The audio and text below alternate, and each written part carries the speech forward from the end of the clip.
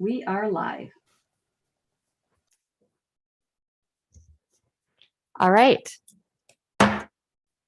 Welcome, everyone. I'd like to call this meeting to order.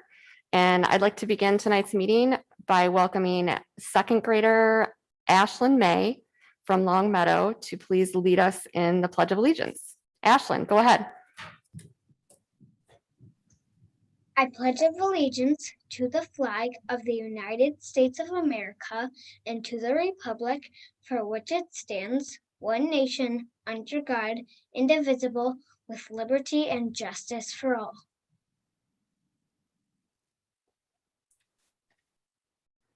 Thanks so much, Ashlyn. Appreciate you being here. Enjoy the rest of your night. You did a great job. Thank you. Say hi to all your friends at Long Meadow for us. Roll call. All members are present here in the Harrison room. Welcome back to our in-person meetings. So I wanted to say a few things about the meeting just to start right off. So according to guidance from the Michigan Association of School Boards related to in-person meetings, the MDHHS emergency order that was issued on March 2nd, 2021, does permit school boards to have in-person public meetings beginning March 5th, as long as no more than 25 individuals are gathered at the meeting venue. So this means that we can have a so-called hybrid meeting, like what we're doing tonight, through March 31st, 2021. And the hybrid meeting is designed so that we can have members of the public attend virtually because of this 25-person limit. So hybrid meetings may be utilized till March 31st.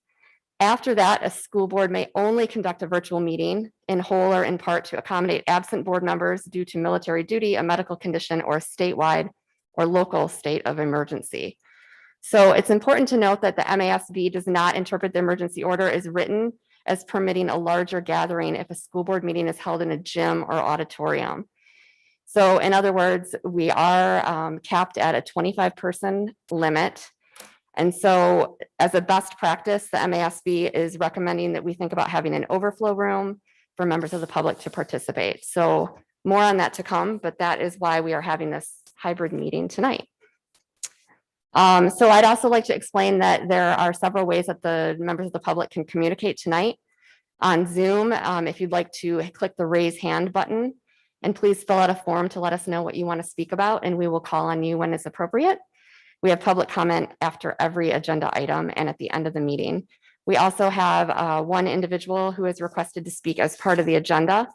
And to request to speak as part of the agenda, you can fill out a form on our website, and that form needs to be filled out by noon Wednesday prior to a meeting or work session. And I think that's all, those are all the announcements that I have. So with that, we will get started with Spotlight on Success. And I'm going to hand this over to Lori Grine.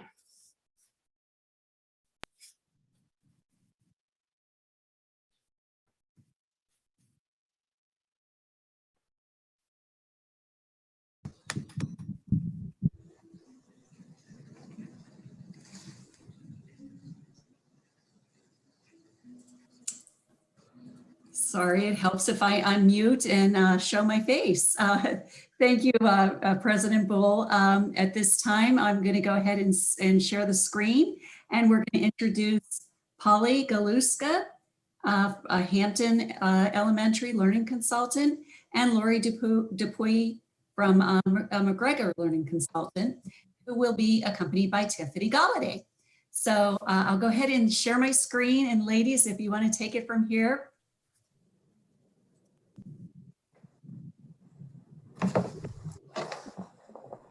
Good evening, all. Thank you for allowing us to join you tonight to spotlight our elementary literacy programs. Lori, can you click to the next slide, please?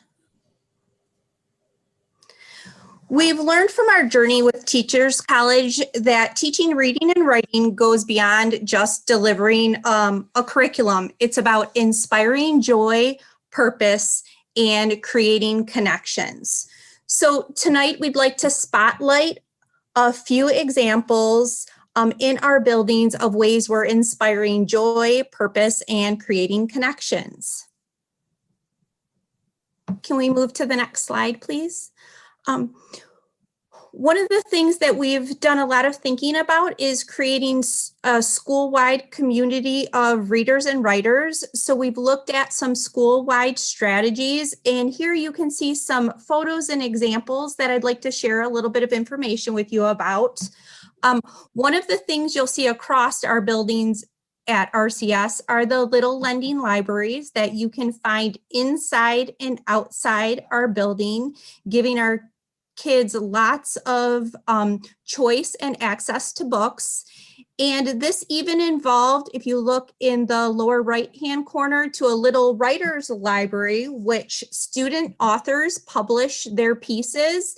And these are, there are opportunities for their peers to check out these books, to take with them, read, and return. You'll also find throughout our buildings teachers displaying their reading lives to encourage reading for our students.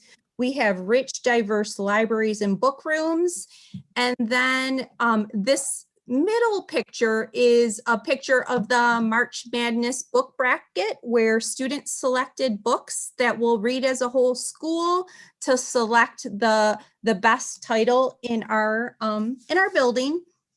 So the really exciting thing, as these strategies evolve and grow, we're starting to see a lot. We're starting to see the transfer from adult-led to student-led, which is what we hope for our students. And if we can transition to the next slide. We'd like to share some thoughts directly from two of our students, both from Hampton and McGregor, that Patty and I both have the privilege to work with.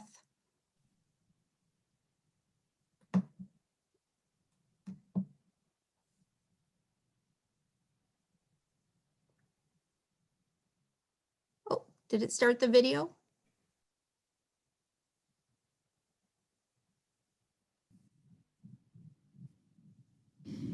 McGregor makes me love reading because they have a very wide variety of books in every single classroom I go into. They pick out books that are good for you, that are just right, and that you will enjoy. For writing, they push you to be a better writer, and they let you take your time on your writing. And that's what I love about McGregor's reading and writing.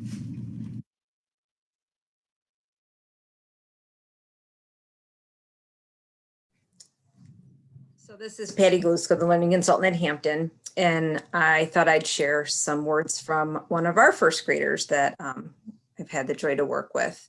So when I asked her about what she loved about reading and writing, she said, "I really like everything about it, but when it comes to writing, I struggle more than I expected. But now I'm thinking about the words in my brain, and stretching them out helps me get it. In reading, I can stretch out the words too. And when there's lots of details and pictures, it can help you figure out a word. Reading is super fun. It can calm you down when you're really stressed. It feels like you are actually in the story and you forget what you are worried about." That was from a first grader. Next slide, please. So we thought we'd share some of the things that we do in school to help engage our writers and our readers. So engaging our writers, as Lori said, it's all about connecting to the joy and the purpose and connecting with our students. So relationships, of course, are our biggest priority. Building those relationships with our students, getting to know them and them getting to know us. It's giving them choice and voice in what they're writing. So topics that they're interested in. The time and the space for the actual writing, making sure we provide that for them. Building on strengths. So as we're getting to know our students, we're getting to know their strengths, and that helps us determine next steps for them so that we can build on that. And some of the experiences that we include in the classroom are mentor texts for them to use to model their writing after.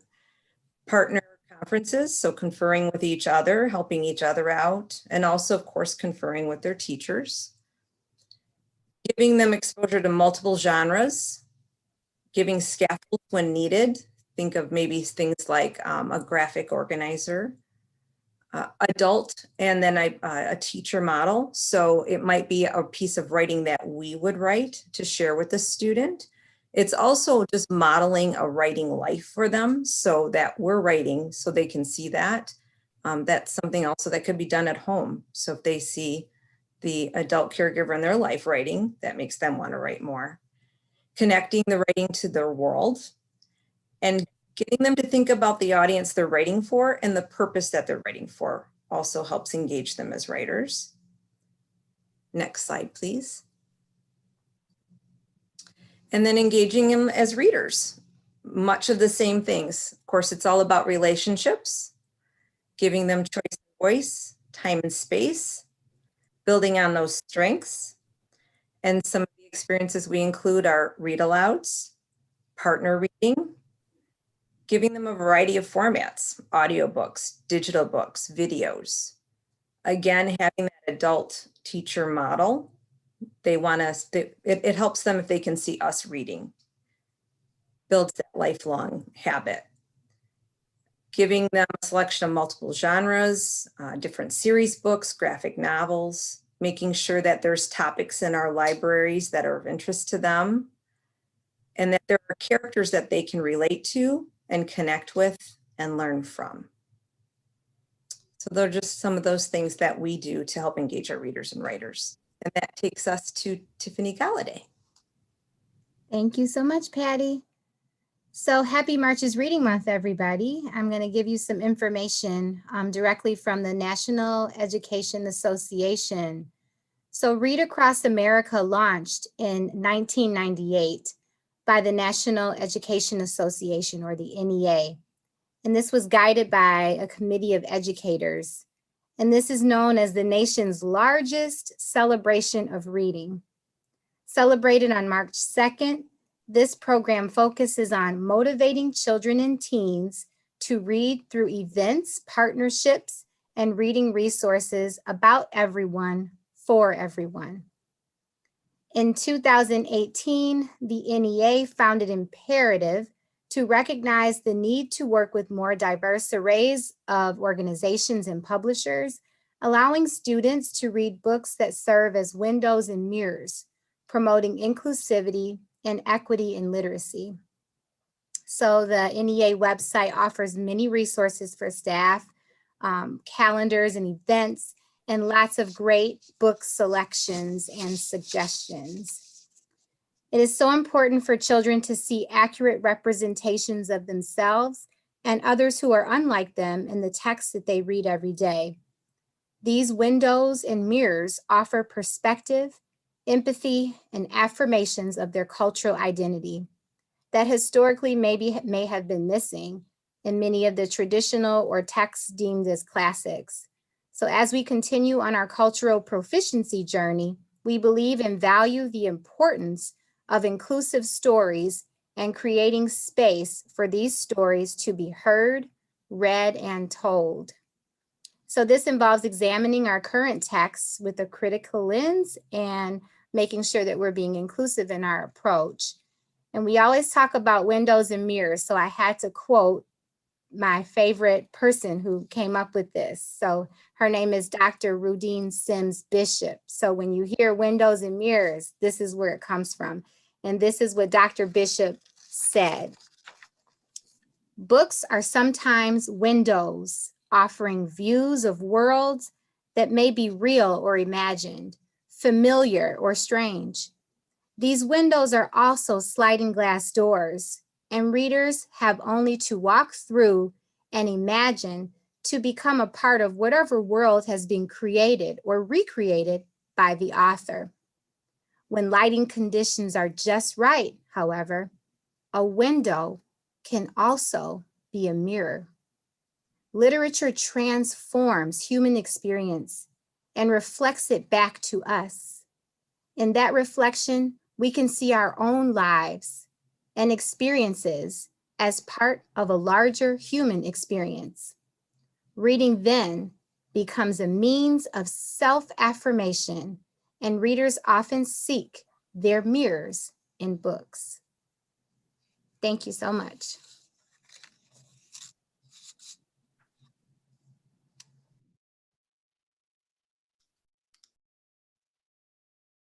Lori, you're on mute.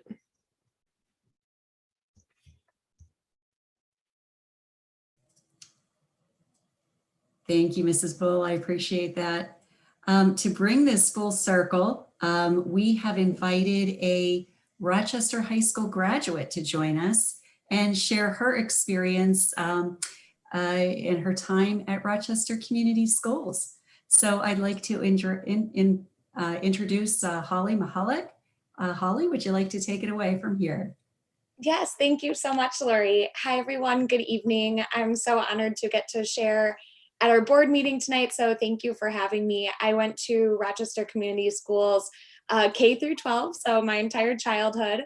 I'm now 31, and I recently published a new children's book, which has always been a dream of mine. So as you can see here in this slide, Debbie Fragomeni was my third grade teacher. And she will probably always remember that as a student, I always loved books, and she really helped me grow that love for books.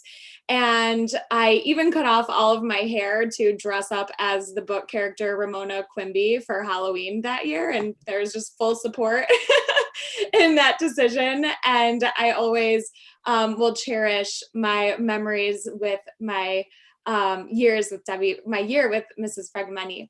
I'm excited to present here today because without all of my incredible teachers that shaped my gifts and helped me create my path, I really don't think I would be here today, realizing my dream as an author.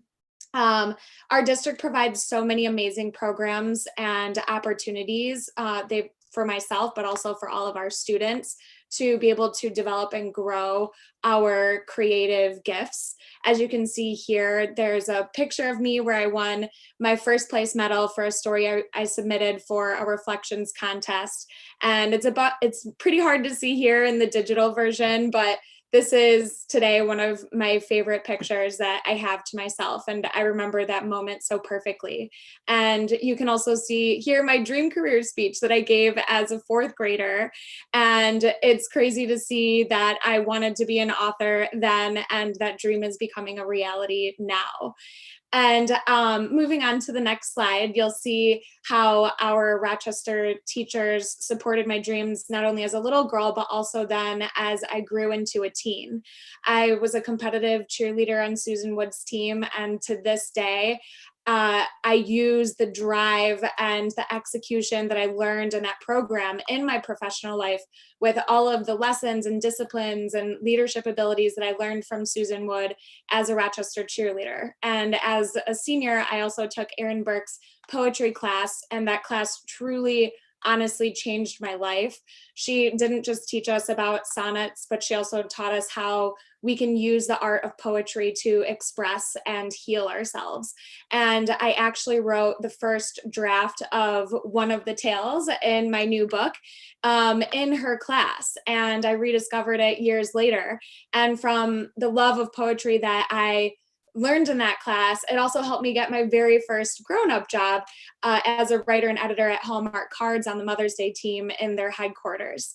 So moving on to our final slide, all of the support that Rochester teachers and our community have given me throughout my entire life has led to this moment. Just 2 weeks ago, I launched The Tales of Its Land, my new book that has 7 different tales, whimsical spins on the 7 sins in it. And it unexpectedly sold out within the first 12 hours, which was very exciting and very unexpected.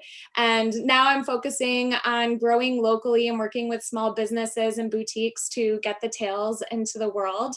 And I know that this has been a very difficult year to navigate for all of us, but I wanted to just share my story today as a reminder of how our teachers absolutely change and impact lives in a way that truly does last a lifetime. And for that, I am forever grateful. So thank you so much for having me here tonight. And thank you to all of the Rochester community teachers and counselors and leaders that absolutely changed my life.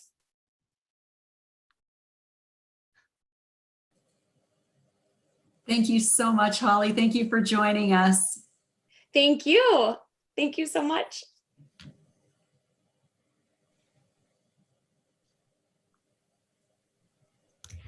Thank you, Lori. Thank you, Holly. Thanks to the teachers who joined us, and thank you to Tiffany for giving us that information. It's always really great to hear stories and see our graduates and see what they've done once they leave here. So I really appreciated hearing that story. Thank you. To continue with our meeting, next item is communications. Item 4.1 is Secretary of the Board of Education. Michelle, can you tell us about the communications received by the board? Good evening. Yes, and before I start, there's been some questions as to what communication we receive is put into the board packet and what is not. And it has been our practice that everything that is received through the RCS website, so any contact the board communications are what you see in the board packet. And when you type your information or your communication into that, it specifically identifies that will be posted in the board packet.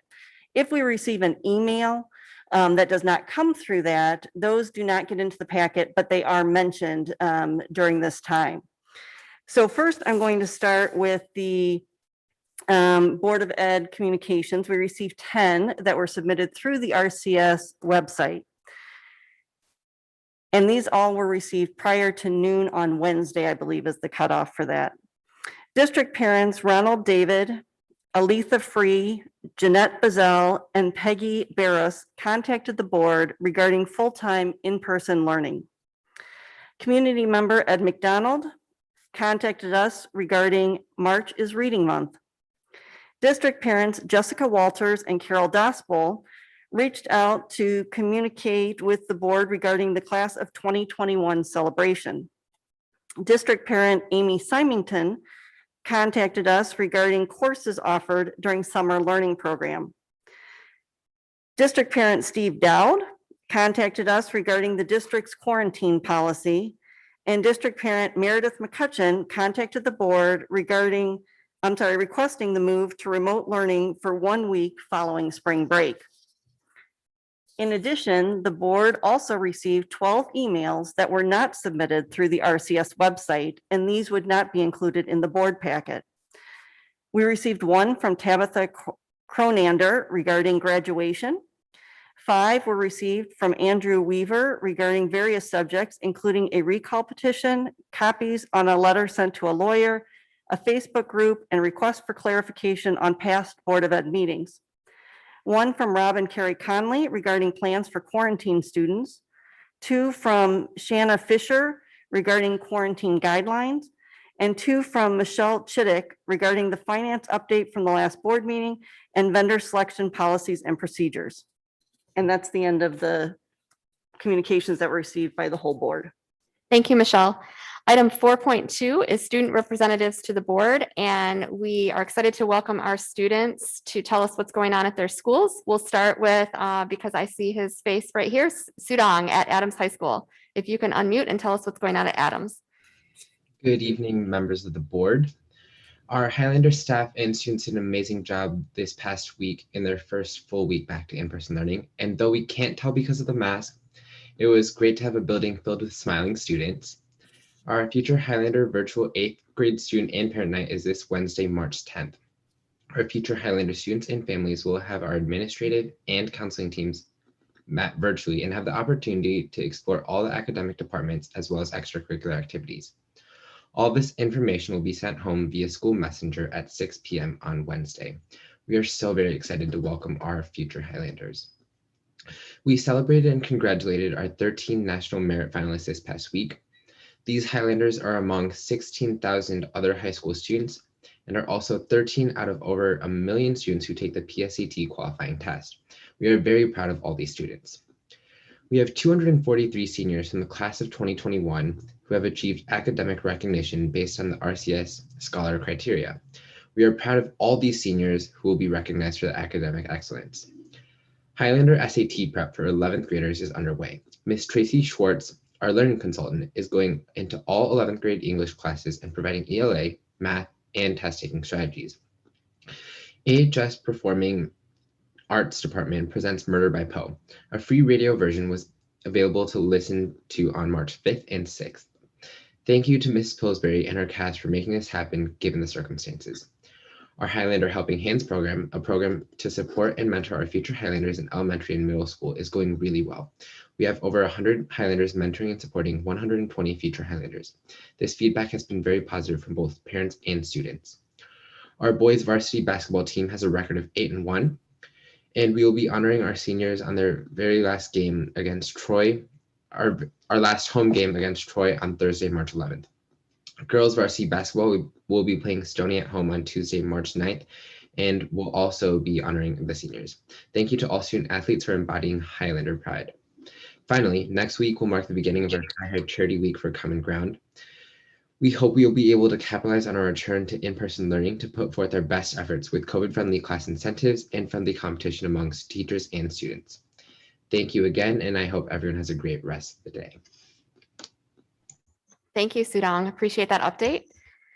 Next is Rochester High School, and we will hear from Sophia Chahaki. Hi, Sophia. Hi. Good evening to all board members. Sophia, one really quick thing. I think you need to turn your phone. Oh, Yep, there you go. okay. Sorry. Good evening to all board members. I'm Sophia from Rochester High School. We would first like to thank all of our Rochester staff members for being so welcoming and excited about our return back to full-time learning. And we would also like to thank all of our amazing Falcons for having a first successful full week back. We love our Falcon family. Next week, we are partnering with Stony and Adams for our annual charity week, benefiting Common Ground, a local charity dedicated to helping and educating young adults about mental health issues. We will have a premiere night, which airs on Monday, March 15th at 7:30 p.m. on our YouTube channel, along with our finale night, Friday, March 19th at 7:30, which will announce winners of some of our fundraisers during the week and other fun skits and games. All week, we will have charity basket sales, which are baskets made from collected donations. Along with baskets, we will have different coin challenges like coin stalls, penny wars, and pet wars. We will also sell pizza and donuts by the box on Thursday, March 18th. Finally, we will have a food truck rally partnering with our marching band on Wednesday, March 17th from 3 to 5 p.m. We are so excited to be able to have a week of fun along with raising money for an awesome cause safely. Marching band finally got to start their first practices last week and are so excited to practice again safely. The boys basketball team stays undefeated in their league and tomorrow has a game against crosstown rival Adams at 7 p.m. Rochester United has also won 6 games in a row and is looking for a competitive crosstown rival game against Stony on Friday and Saturday. Rochester's very own swim and dive team took 7th place at the Oakland County meet and on Friday has their league meet. Good luck, boys. The girls basketball team looks forward to playing Lake Orion and having their senior night versus Berkeley on Friday. Good luck, ladies. Rochester Student Council has been working very hard to get live morning announcements going, and they will be started this Wednesday. We are so excited to get back to the tradition of live morning announcements. And finally, we have 5 National Merit Scholar finalists. We would like to congratulate Charles Glover, Elizabeth Casey, Sarah Lynn, Hera Akmal, and Nathaniel Kurokawa on their amazing accomplishments.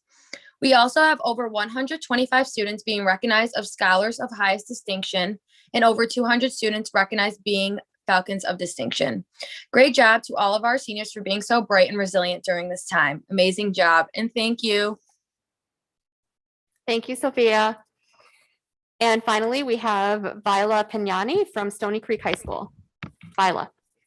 Good evening to the board members and audience. I come more than excited to this meeting reporting that our Tri-High Charity Week begins next week, Monday, March 15th. As previously mentioned at the last meeting, we are donating to Common Ground. Common Ground is the local redirect for the National Hotline for Suicide Prevention, and it is a crisis agency dedicated to helping youths, adults, and families in crisis. They provide aid up to 80,000 people in 1 year. We have many COVID-safe events planned for students to have opportunities to donate to our charity. I would like to personally thank Adams and Rochester student councils and faculty for their collaboration on this week. And I would like to thank Stony Creek administrators, teachers, faculty, and students for their patience and excitement about Charity Week. With returning back to school fully in person, Charity Week will be a great opportunity for us all to unite safely again as a school community. Student Council is excited to collaborate on Charity Week with other Stony organizations, such as our extremely talented art students Key Club, Here For You, and Green Club, and all other clubs donating to the raffle baskets. Our National Honor Society at Stony Creek has done amazing collaborative events with the Caleb White Project. NHS refurbished 2 apartments in Detroit and is helping furnish them this weekend for people in need. We are very proud of our NHS for their philanthropy and their honor society brings to Stony. I'm very excited to announce that after our successfully live streamed fall play at Stony, we have now been given clearance to perform a musical in late May. We are performing Hello Girls, a show that raises awareness to an all-woman troupe of telephone operators in World War I and their bravery. We are ecstatic to be able to perform and derive some positive memories from our school year. For sports updates, our girls varsity basketball team is 9-1 for their current season and are bringing home many wins to Stony Creek. And our boys basketball team's current record is 7-3. So great job to our Stony basketball teams. Stony senior Matthew Danes on our varsity wrestling team has said that this wrestling season has been historic and has put Stony on the map for the wrestling world. This month, we are beginning tryouts for spring sports, so good luck to every student athlete trying out and congratulations on our great winter sports seasons. Lots of positive events have been able to occur since we've been back full-time in person, and I'm so thankful to be in these great organizations at Stony.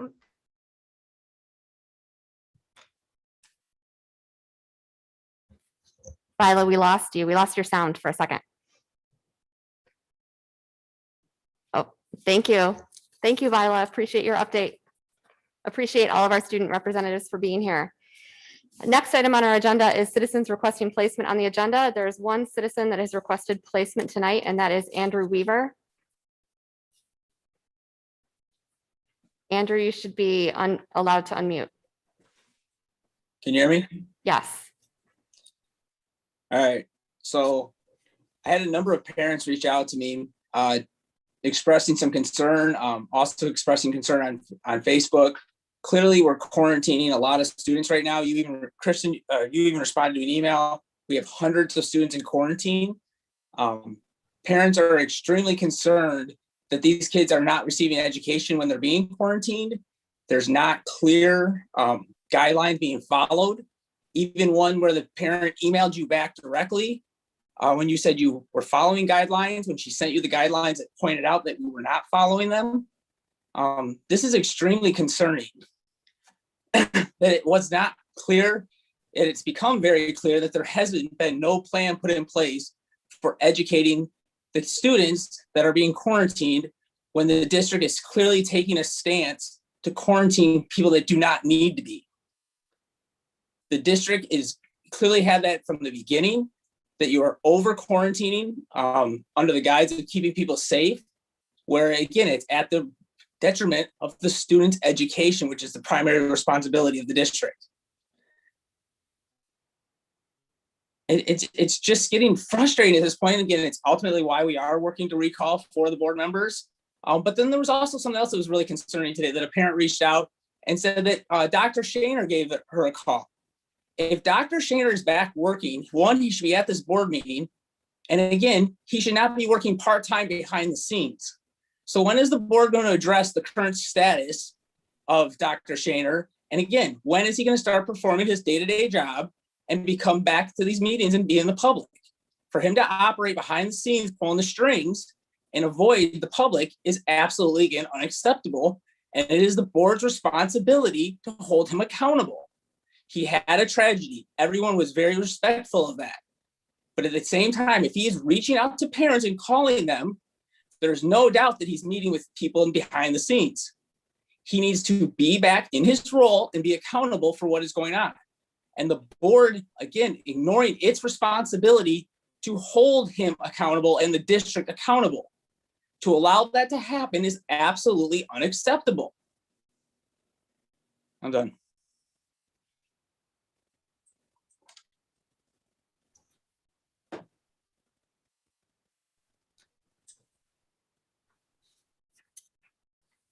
Thank you. Next item on the agenda is members of the Board of Education. Do any board members have any communication they'd like to share? Madam President, Barb. I did have a correspondence with Jessica Opper and Elise Farut. Thank you. Michelle. I received one email from Andrew Weaver. Andrea. I received an email from Meredith McCutcheon and a private messenger message from Laura Cox. Any others? I received an email regarding graduation from Amy Chermside, and I received an email regarding gratitude and our teachers and staff from Molly Carambos.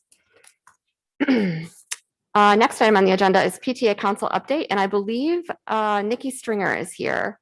Nikki, you're on. You should be able to unmute. I think you're in Zoom. Yes, I am. Hi, Nikki. Every time I try and get my camera on, it won't let me. So, Cindy, can you help the girl out? I'll just go ahead and get. I'm going to send you here. You should get a little. You should get an invite right now. Can you turn it on? Okay, Hi. there you are. My name is Nikki Stringer, and I'm the treasurer for the PTA Council. We've got some great things coming up this spring. The Safe Routes, Green Schools, and Health and Wellness committees are partnering together to do a series of Get Outside challenges this month and throughout the spring. The STEAM committees launched a STEAM Careers YouTube channel with videos created by high school students featuring interviews with adults in STEAM careers. The Legislative Committee will be hosting a virtual event about the personal stories of public service on April 20th at 6:30 p.m. The council members are working hard on creating a virtual health and wellness fair for fourth graders to replace the in-person version. We're doing this with the assistance of some amazing high school students, as well as Julie Rains and Rachel Monero from the virtual campus in Ruther. We're in the initial stages of working with the Michigan PTA to incorporate a PTA for the virtual campus. And the Green Schools Committee is working on a Rochester Riders presentation for March and a Rochester Pollinators project for April. And soon the Authors in April books will be widely available for purchase by parents any day now. It's been no small feat to offer nearly 150 books for sale in an online universe, moving from the paper system we were so used to. So thank you so much to all the AAHRs who are working so hard. And a virtual Reflections Art Contest Award ceremony is planned for the evening of April 29th to celebrate the winners at the district level. And you probably don't have any, but I'm happy to answer any questions you might have. Thank you, Nikki. I don't have any questions. This was a great update. Good luck with the Authors in April. I know you've been busy with those books. We appreciate the work. We appreciate the work that you and your team have been doing, and appreciate you being here for the update. Thank you. Moving on to the consent agenda. All matters listed under the consent agenda are considered to be routine in nature by the Board of Education, will be acted upon by one motion. There will be no separate discussion of these items. If any member of the board or any citizen requests discussion of an item, that item will be removed from the consent agenda and will become the first item of business under the new business portion of the agenda. Item 5.1, current bills payable for February 1st through February 28th, 2021 in the amount of $9,954,599.72. Item 5.2, Board of Education regular meeting minutes for February 8th of 2020, February 8th, 2021. Item 5.3, Board of Education work session minutes for February 22nd, 2021. Would any Board of Education member like to remove an item for discussion? Or would anyone from the public like to remove any of these items for discussion? So seeing none, I'll take a motion to approve the agenda as presented. Moved by Andrea, seconded by Mike. All those in favor, please say aye. Aye. That is a 7-0 vote. Next, we have superintendent committee reports. We'll start with Deputy Superintendent Debbie Fragamenti to report on the Superintendent Steering Committee. Absolutely. Thank you, Kristen. On February 18th, our steering committee met. All board members were present. Kristen, Kevin, and Mike, thank you for joining us. The agenda is as follows: the budget amendment, enrollment, 21-22 virtual campus options, and return to learn. On Friday, March 5th, our group reconvened our steering committee for a second meeting. The agenda items are as follows: district communications and operational update. Thank you. Thank you. And then I will ask Matt McDaniel, our Executive Director of Business and Operations, to report on the Superintendent Business and Operations Committee. Thank you, Madam President. The Superintendent's Business and Operations Committee met on February 19th, 2021, and discussed the budget amendments, student enrollment, the RCS virtual campus, December financial statements, and the return to learn plan. Thank you. And Chief Human Resources Officer Beth Davis, the Superintendent Policy and Curriculum meeting. Thank you, Madam President. On February 19th, the Superintendent's Policy and Curriculum Committee met, and the items that were discussed were the budget amendment, enrollment, the 2021-22 virtual campus, and the return to learn updates. And the Superintendent's Policy and Curriculum Committee also met this morning on March 8th and discussed district communication and operational update. Thank you. Thank you. Next, we have our new business portion of the agenda. Our first item of new business is extended COVID-19 learning plan recertification. This is an action item, but as a reminder, this is essentially a formality. So we are required by the state of Michigan to approve each month the extended learning plan recertification. This is a plan that outlines all types of learning, remote, hybrid, and in-person. And even though it's a formality, I would ask Debbie Fragameni, our Deputy Superintendent, to please give us an update and any new information regarding COVID-19 learning during a pandemic right now. So Debbie. Thank you, Madam President.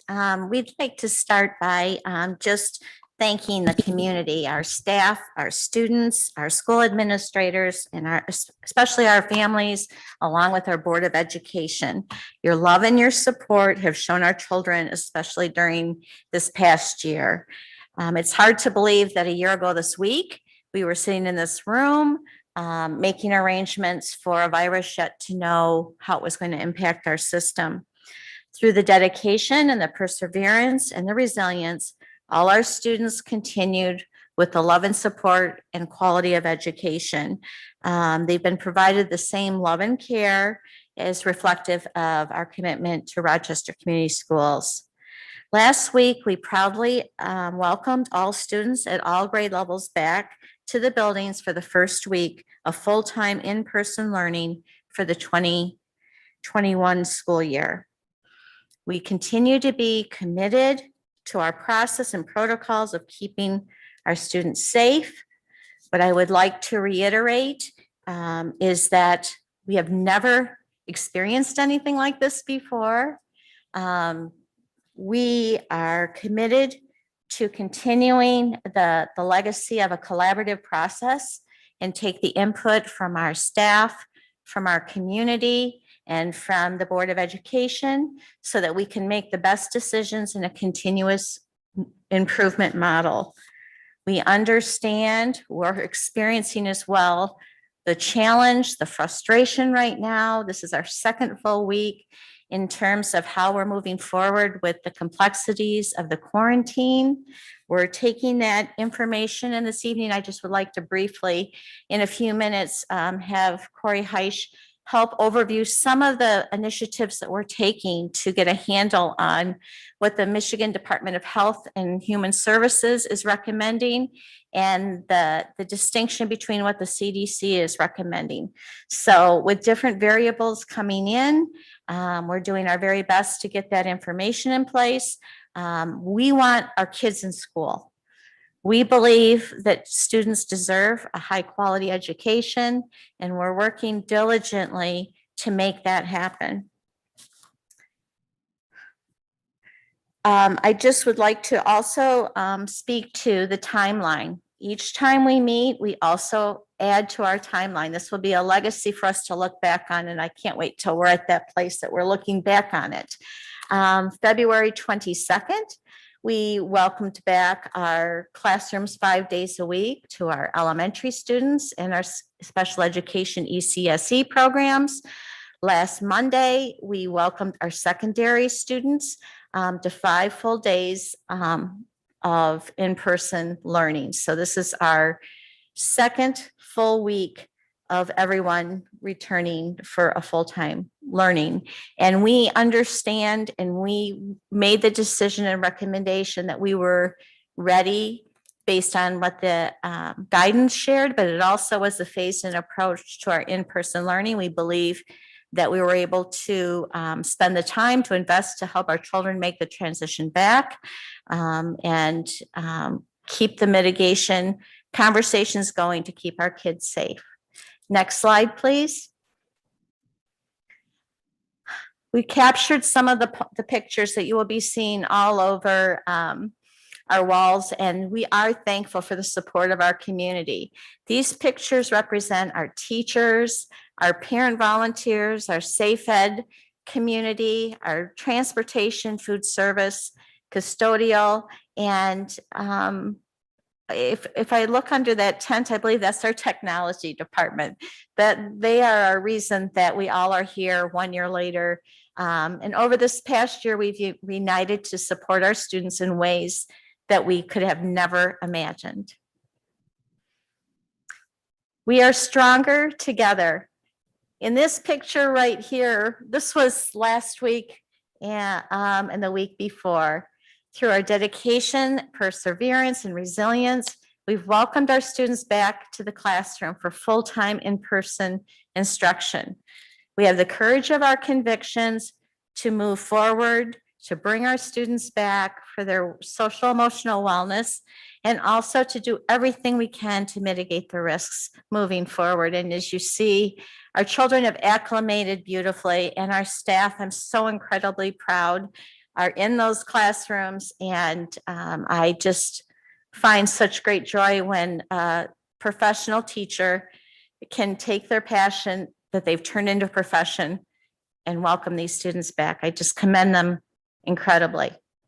And then finally, we love our students. These pictures here show the processes that continue to evolve. Families can be assured that we're doing all that we can to educate our students in the safest manner possible. And I know that that probably doesn't feel very comforting to some families right now that are experiencing some challenges and the quarantine protocols and all of the uncertainties. What we can share tonight, and our group will be providing some information. We're a work in progress. And with the partnership of families providing the input, we value that. We need that. Our staff is doing the same thing. We are doing this in a collaborative manner moving forward because we all want the same thing. We want our kids in school. These pictures show that the kids are happy to be back. Next slide, please. So in process of our learning, our vision throughout this pandemic has always been to return to in-person instruction when the public health conditions permit. And we continue to monitor that very closely. Our plans and processes continue to evolve. Nothing about the pandemic has not permitted us to be flexible, adaptable, persistent, and reimagine on a regular basis. And there's no question that in-person learning has provided that same element. However, our collective focus remains on providing all students with a quality education in the safest environment possible. Our task force and our curriculum teams continue to look for innovative opportunities to enhance teaching and learning. Relationship matters. And finally, we embrace opportunities to partner with public health experts to improve processes for our school community. We'll be highlighting some of those components tonight. I would like just for a moment, if I could ask Mrs. Lawler, sorry, Mr. Heish. Something I would like to share in good faith. We get a lot of questions about how are we going to help serve our children that are in quarantine? And it's a very valid answer and very valid question, I should say, with a complex answer. But I'm going to ask Mrs. Lawler if you could briefly describe one example of how we're going to try to build greater connections in the classroom beyond the pandemic, along with students who are in quarantine at this time. Sure, thank you, and good evening. In the curriculum office, we've been talking about a tiered approach to helping students who are in quarantine. So students who are in quarantine get that information as soon as they go into quarantine. So the first tier is what they've always had, a connection with the teacher to get into the classroom and so forth.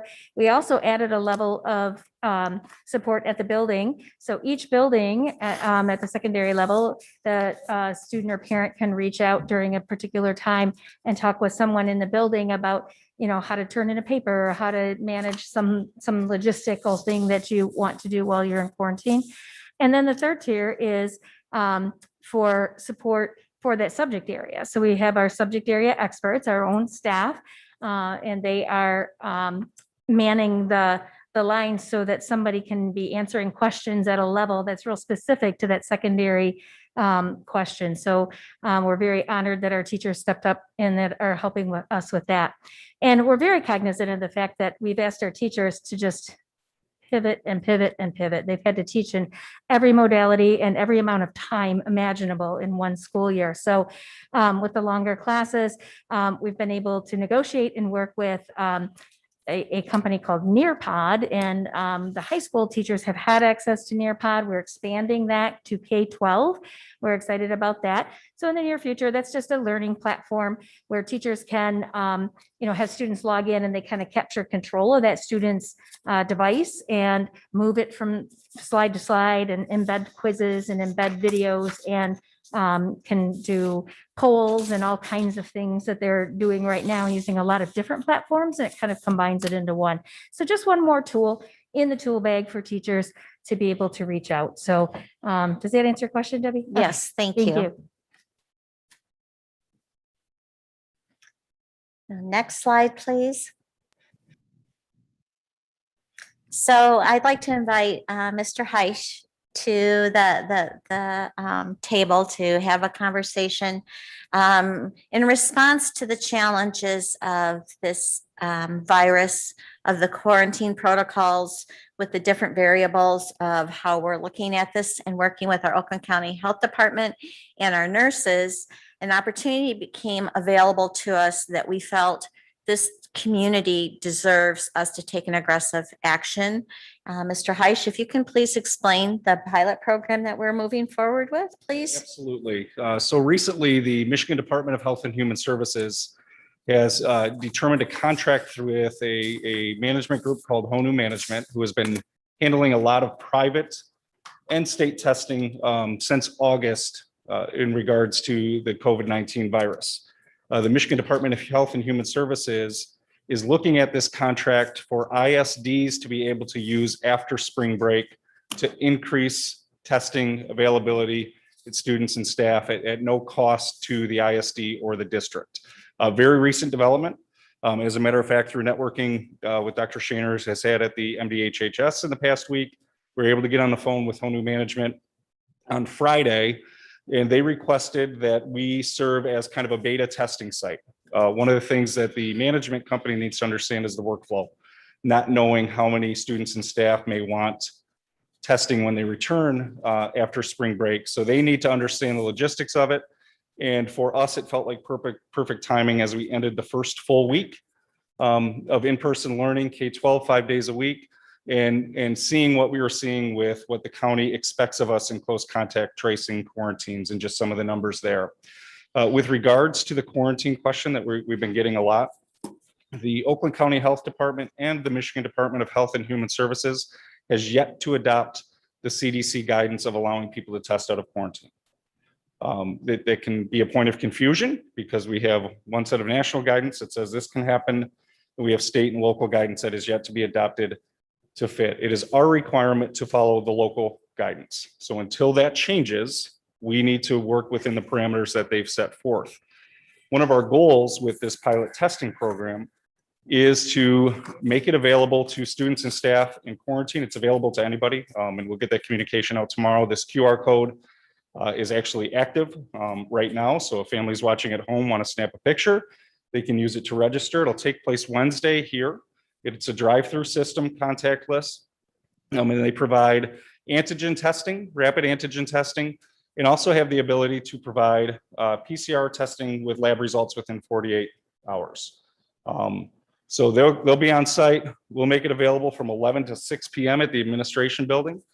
Their stance, because they're thinking exclusively from a workflow aspect, the more the merrier. We are hoping to be able to use this, if our sample size is large enough, to continue the conversation with the local and state health departments when we debrief, to say, hey, look, we had X amount of students, staff identified as some close contacts. Here's what we discovered in this sample round of testing. Everything's private. Everything's protected with HIPAA, as it always is. We will just get raw numbers. We will not get necessarily the individual results. If something happens, if I participate in antigen testing and I have a positive, I can have the PCR test done that same day on the same site for a confirmatory positive. So, students or families or community members that participate, that depending on, background and how they answer the response questions of whether they're symptomatic or asymptomatic, would have access to that PCR testing as well. So we're excited about this, to gather more information, to get a better sense of what it looks like in Rochester right now. The goal would be to continue to partner with HONU management as a pilot site and be able to potentially offer something prior to the spring break recess. And then again, after the spring break recess, that would be available to students and staff in our community as a whole, so we can get a better sense of where we're at as a system. As mentioned, part of this process and the coordinating that we're doing with the state health department is there will be a debrief conversation at the end of this week as well, to say what our raw numbers are at, and to potentially have further discussions on what next steps local health departments may be able to take specifically regarding quarantine requirements. Thank you. Thank you, Mr. Heisch. And again, that was something that we were very pleased when we had our meeting earlier today, was requesting an opportunity to do this before spring break and following spring break. We know there's a lot of questions about that time period. The media also describes some of the concerns about people traveling.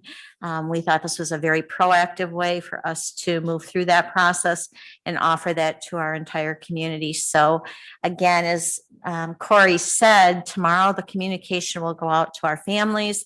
You can look on our website right now and you can pre-register for a time to come in.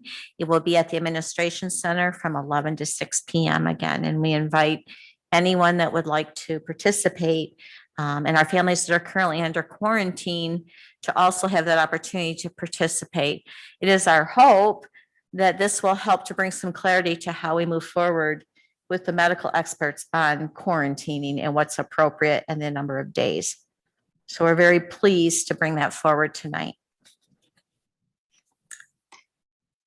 The next slide is an update on our transportation. I will turn this over to Matt McDaniel. Thank you, Mrs. Fragmenti. So currently in our transportation department, our bus drivers are in the process of documenting seating charts. We expect that this process will be completed by the end of the week. However, any route changes would require additional documentation to update those seating charts. As you're aware, with the number of bus drivers that we have right now, and we have had to modify bus routes daily.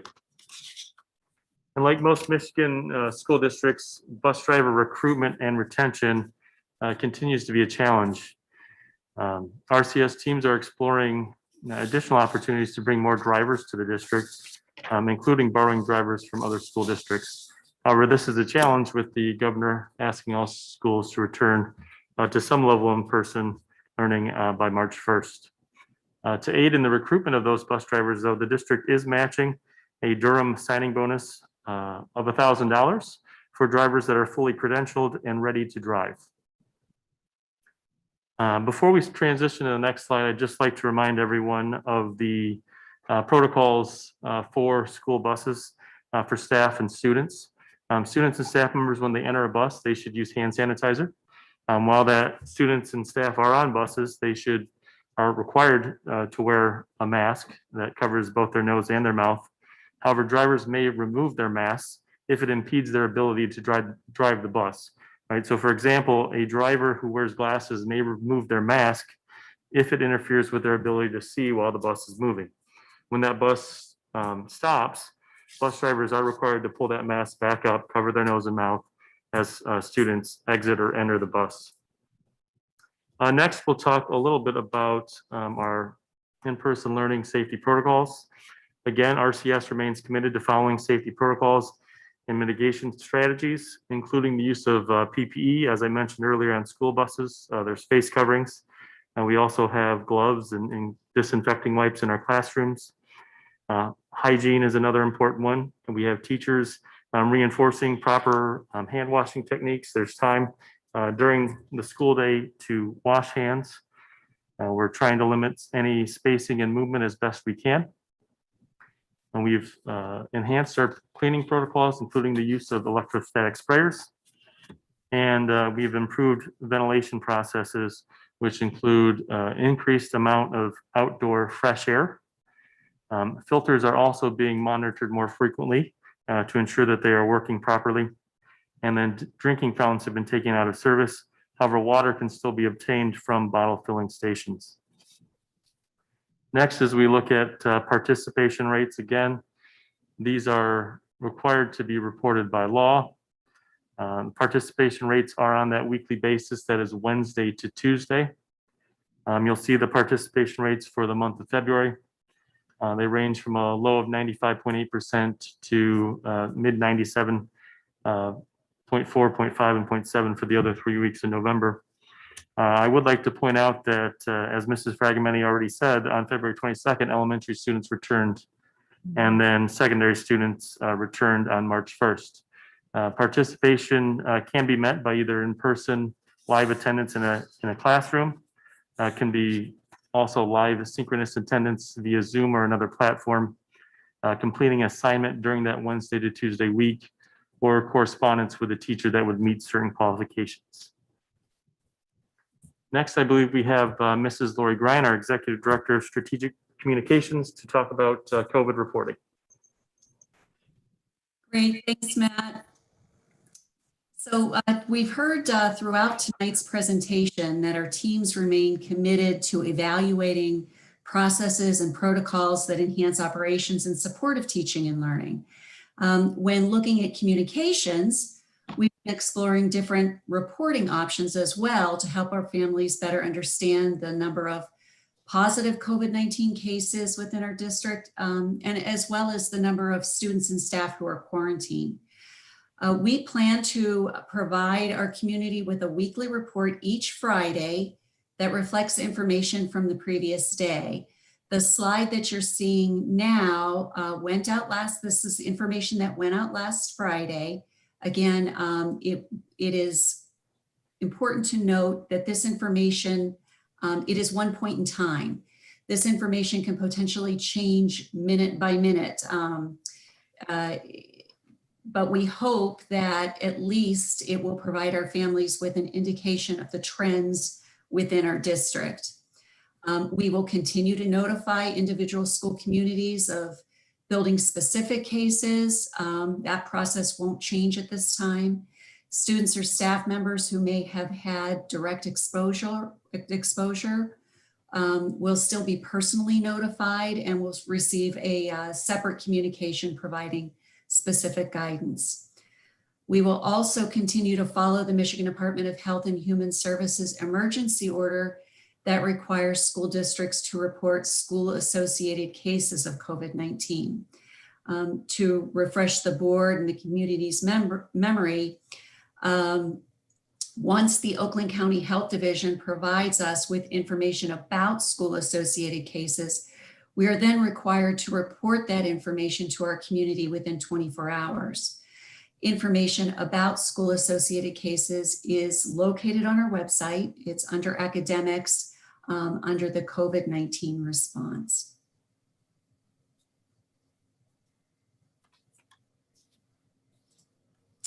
Next, I believe we have Mrs. Fragomeni. Thank you, Mrs. Grine. This final slide to this evening's presentation is love is going to continue to guide our efforts. We truly, on behalf of our cabinet team and in working very closely with our Board of Education, we regret the uncertainty and the stress this is adding to our families with the uncertainty of being in person and following the health guidelines. Going to in-person has a set of new challenges, and we continue to embrace the complexities of navigating the logistics. We want our kids in school. We believe they do deserve a high quality education, and we're doing everything we can. We are working 24/7 on behalf of our students to keep them safe and to keep them in our buildings. We think that's important to say. We're also very grateful to our staff who are preserving the integrity of our environments, to mitigate risks, to follow cleaning protocols, and to also to monitor the Clear to Go component. So there's many new processes and protocols that are going into play right now. And I just want to personally thank everyone for helping us to navigate and move forward to a 5-day in-person experience to finish the school year. Thank you. Thank you, Deputy Superintendent Fragomeni, and thank you to all those who presented. I'll take a motion to approve the extended COVID-19 learning plan recertification as presented. Moved by Kevin, seconded by Andrea. We'll have board discussion followed by public comment. Again, if you'd like to comment, please click the raise hand button in Zoom and please fill out the form that will be chatted to you. Discussion or questions? Barb. I first wanted to thank you all for putting out that chart on Friday. I know I had been asking for it, but just for clarification, it was referenced that this is a snapshot in time. But when it's released on Friday, is it cumulative for that entire week, or is it just for that day? Just for clarification. I believe, and Mrs. Grine, you can help me. I believe it's a snapshot in time from the Thursday. Is that correct, Lori? Yes, it is. So day it before. is, yes, from the day before, from the Thursday. So we plan to put it out every Friday. So the Thursday before, it will be that information from that point in time on Thursday. So if there are 100 students quarantined on Thursday, that's what it's going to reflect. Now, what it won't reflect is the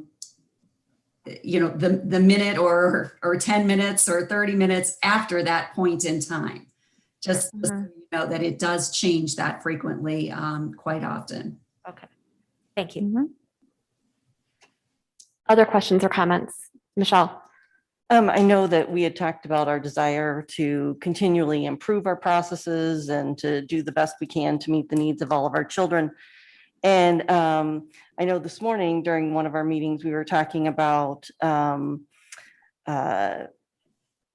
when students need to be quarantined at home, and that we want to be able to improve that process. So feedback, whether it's positive, everything's going well, or we have some concerns, where should that information be directed? Should that feedback go to the teacher directly, to a principal, to talk to us? How should parents communicate that so that we can tweak our plans and protocols to be able to meet the needs of our students? Thank you so much for bringing that up again. And we really would like it to, this is a collaborative process with our teachers and our administrators and our teams that are located here at the administration center.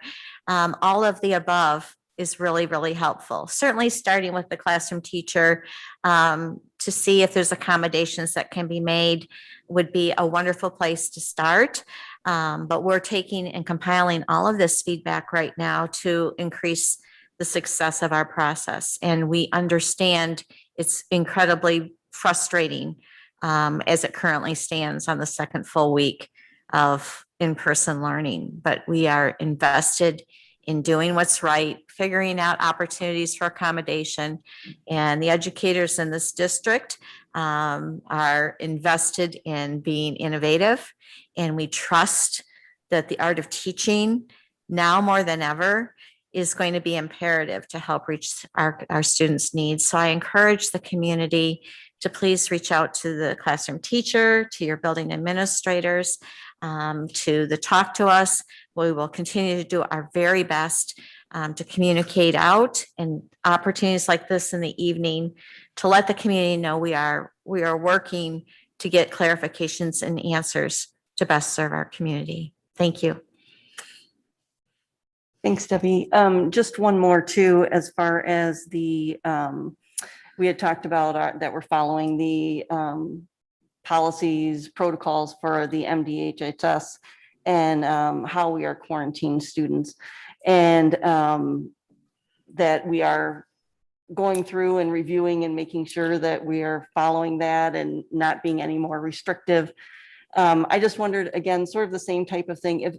If a family is told that their child needs to quarantine, but for some reason they feel that they have been identified inaccurately, is it the principal that they are to contact? Is it someone who's doing that tracing, or, you know, how do they go about, you know, talking to someone to identify if they really were needed to quarantine? Sure. And at this time, being back 2 weeks, we're noticing that the best opportunity parents are reaching out to their building principals, who are integral to the process with our contract tracing and our nursing program. So the building administrator is probably the first place, if it were my children going through this, that I would want to start that process to get some clarification moving forward. We have a system that is framed out. Again, now that we are looking at this pilot opportunity, we are revisiting what the current MDHSS guidelines are and the CDC guidelines. And we're working at the county and at the state to see if there are opportunities to move forward to reduce the amount of quarantine required, and also how we are maneuvering that. There have been some frustrations and challenge that we just are making decisions and pulling kids out at large numbers for many different reasons, and that is not the case. The case is we are entering something and we want to mitigate the risk of people getting ill. So we are precautionary, probably very conservative, because there's some unknowns about the virus. But what we do know is that more and more vaccines are becoming available. Second vaccines are underway. And we follow the research that's defining that children are not becoming exposed to this virus with illness at great measures. So I just would encourage families to please work with the building administrator. They have a protocol that they make sure that our nursing teams, the Oakland County Health Department is involved, and we're adamantly looking for other opportunities to reduce and mitigate, mitigate's my word of the night, I think, I'm sorry, to reduce the quarantine piece. And please forgive us if we have erred on the side of extraordinary caution. We've never done this before. We certainly don't want anybody to become ill, but we're also very receptive and very flexible to make sure that we can keep our kids in school as long as we have the right protocols in place. Other questions or comments from the board? Mike. I had one for Matt. You mentioned that in transportation, you've been combining routes and staff have been driving. And that's because you're short on drivers. How many drivers are you actually short, Matt? Yeah, so Mike, we would need about 109 bus drivers, not including subs. Our current number of drivers is in the mid 80s right now. So we could use another 20 to 25 bus drivers, not including any subs, to more efficiently serve our students and not require the combination of routes. Thank you. Matt, a follow-up on that. Do you foresee, as more school districts, I mean, are we borrowing drivers still? Will we be losing more of the ones that we have as more schools come back online? Sure. So unfortunately, with the governor's request for students to return in person March 1st, we really lost any drivers that we were borrowing a few weeks ago as schools prepped for that. So that's why we're down to that 85-ish number of drivers right now. We have 4 office staff members that can drive at this time that help us cover call-ins or no-shows or any issues that we might have with our transportation staff members.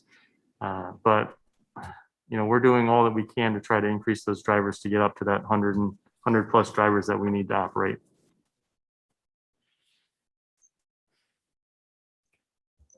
Oh, sorry, Mike. Go ahead, Mike. Sorry. No. It's fine.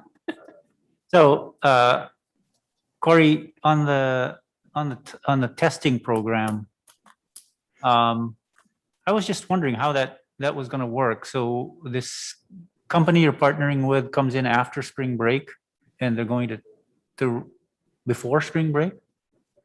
Yeah, we're hoping to add a second pilot date based on what the company's needs, based on what they learn Wednesday. And then also another opportunity for our community to gain some further experience using this process. The goal from the Michigan Department of Health and Human Services is to have this be available to all ISDs after spring break. The questions that we have here locally about spring break and what that may lead to in terms of questions and wonderings, those are happening across ISDs and in school districts across the state. So that the MDHHS has committed to contracting with HONU management to lead that operation. ISDs will work through HONU management, it appears, but they need to do some pilot beta testing ahead of that. And we stepped up and are willing to offer that because we'll have an opportunity to provide some free testing for members of our school community and community at large.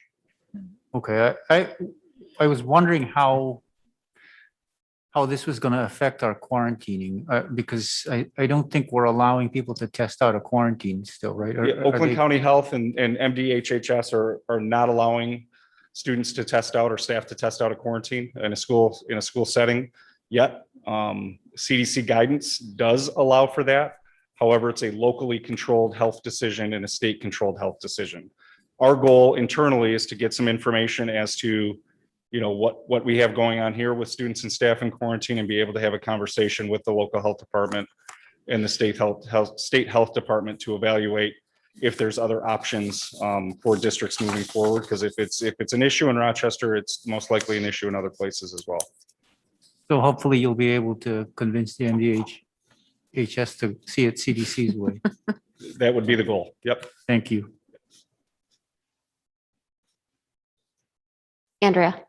Yeah, so, quarantining and mitigation is the topic of the night.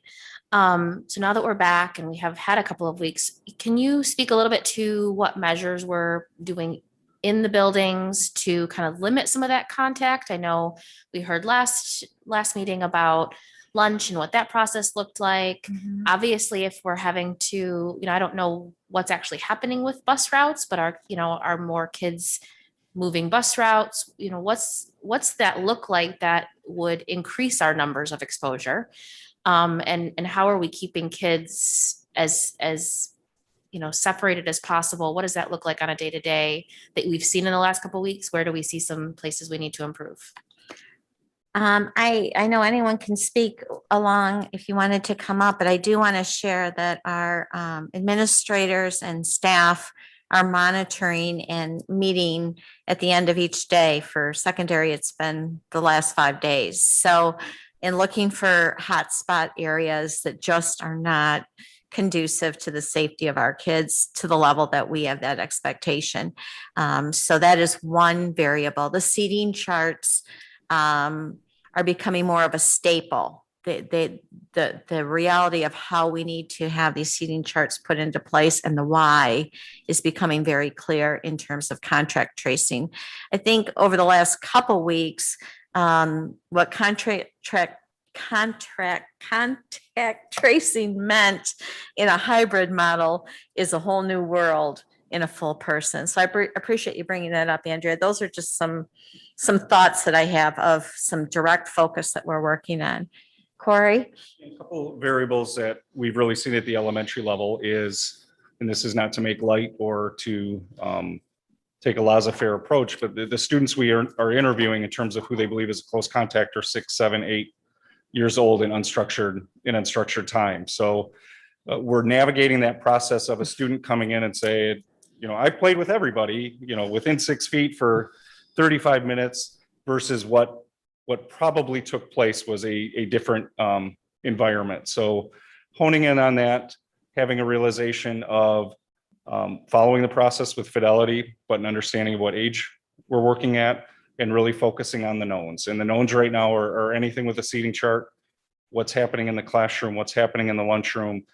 Because even at recess, we have mitigation factors in place. We're zoning kids, we're identifying which classes are where, we're trying to cohort as much as possible. So really working through the process with fidelity, but understanding what audience we're working with as well. And then having those follow-up conversations, because what we've seen is child will go home identified, the county or us will reach out to that family, the family will talk to their child, and that child says, I've never played with so-and-so. So just having those follow-up conversations and getting as much flexibility as we can from the county when we believe somebody should be in school and not identified as a close contact. Thank you. Any other team members that have a different perspective? We're a work in progress, ma'am. We're going to keep working it. Any other board member questions or comments? I guess I just wanted to say that I feel grateful and frustrated at the same time. So, and I think I represent the perspective and emotions of many up here and also in the district, parents. I mean, I'm personally, as a parent, I'm so grateful that my child is back in school. But I'm also frustrated, and every time the phone rings during the day, I think, oh, this is the school calling, like what, maybe the school's calling, maybe my child was exposed, like, I don't know. So I empathize with the community for feeling this way, because it is a real struggle. I'm grateful to the teachers that are doing double duty and working with the students in the classroom, and also giving that personal one-on-one attention to the students who are at home. Do we know approximately since the 4th, approximately how many positive cases we're working with? Just approximately Approximately 10. Okay, so approximately 10 additional cases since the 4th, which was last Thursday. So, I mean, we can see right there that, I mean, if you can look at the chart, every positive test it can have anywhere, I mean, I don't know if it has anywhere from 10 and up or however many contacts it has. It's a significant problem that we recognize. I just want the community to know that, because we are, like Debbie said, it's a work in progress, and we are committed to making it right. I appreciate the efforts to adopt the testing. So what I'm hearing is that our being a pilot and being able to give feedback to the state, hopefully we will be able to be in a situation where we can advocate with evidence to test out of quarantine. I think that's what our mission is. And I appreciate the quick pivot when that opportunity became available late last week to be able to pull this off.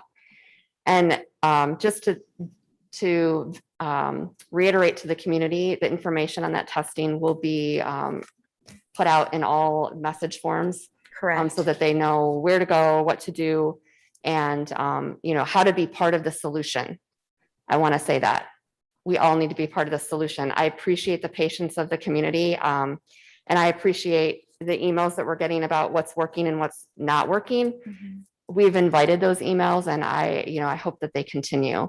We can't necessarily answer every individual case with students, but we can tell you who can help you. With that, we'll go to public comment. So I have Renee Lamoth followed by Andrew Weaver. Renee, you should be unmuted.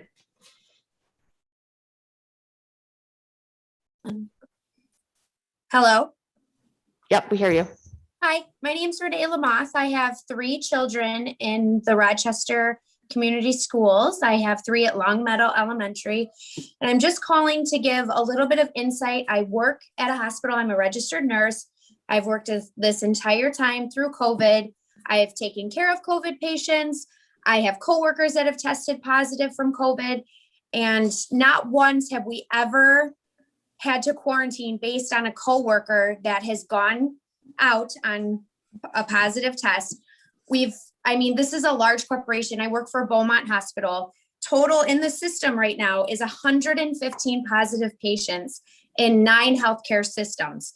We are doing extremely well. The ER doesn't even test patients if they don't have symptoms.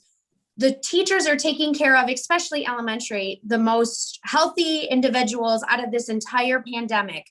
And I feel like where all these kids at home, like you guys almost have more kids in quarantine than 3 major hospital systems do in positive cases. And these are all healthy kids sitting at home when I truly don't believe that they have to. Every time I go to work, I have to answer 3 questions. And specifically, in order for me to go to work, it says, have you been exposed? Which means being within 6 feet for 10 minutes or more without a face mask. These kids are in the last 14 days to a confirmed diagnosis of a COVID-19 person. These kids are doing everything we ask. They're wearing their masks. They're keeping them on except for lunch. I understand that the lunch process might be a little bit different, but these kids in a classroom, these kids aren't licking each other and then giving each other COVID. They're wearing their mask. They should not. I just hope that you guys take this in consideration when truly quarantining someone based on I feel like you're almost working as if it's back in the early March, April, May of 2020. Like, we've come a long way. Numbers are good. People aren't as sick. We have a treatment plan, and it's not the kids that are getting this and getting it bad. They have cold symptoms, if anything at all. So I feel like, I know you guys are working through this. I thank Debbie, because I feel like you're the only one that I've heard in the last few board meetings that are just, you're pushing for our kids to be in school. And I truly appreciate that. But I hope you guys consider stuff like this. Like, we work for a large corporation that if no floors have been shut down because people went out because coworkers had COVID. So I just hope you guys take things like this into consideration, because I truly think we have way too many healthy kids in quarantine right now that don't need to be, based on they all have their masks on and they shouldn't have to quarantine. Thank you. Thank you. And thank you for your work in the healthcare field too. Next up, we have Andrew Weaver, followed by Lori Madigan. Andrew, you should be able to unmute. Can you hear me? Yep. Okay. So it's really getting difficult to watch this. I really would ask if any of you go back and rewatch and listen to some of the stuff you actually say on these calls. Debbie, you did not even know what the data was that was being presented. I mean, that's basic 101 homework. If you're going to come and present this, like, know what that data is and be able to speak to it. But then, like I said, we're acting like this is all new. We've had. Andrew, we lost you.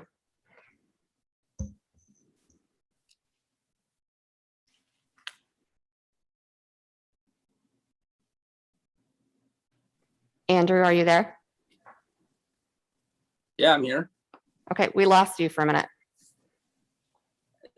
So I'm not sure where you lost me, but we've had 7 months since the start of this year. We are going on a year. And again, you guys are all acting like this is brand new. And now with this pilot thing, why are you not just going to the schools that have done it well? There are schools that have done it well, that have been in person, that aren't quarantining the way we are. But again, Corey said it as well.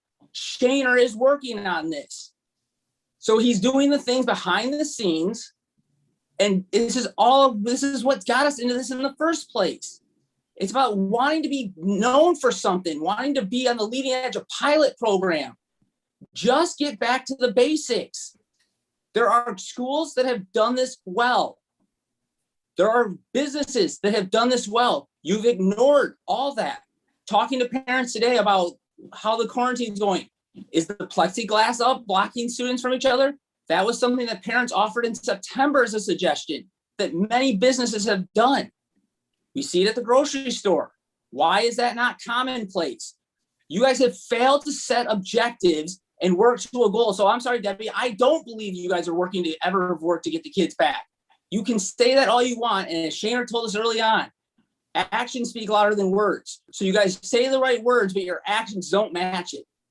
And again, the fact that you are letting Shaner operate in the background is completely unacceptable. He given time for bereavement. He needs to come back and answer the questions or go on unpaid leave. Taxpayers do not need to continue to fund him to work on pilot programs in the background while he continues to work on his career and where he wants to be appointed to next when he leaves our kids behind. This is absolutely unacceptable.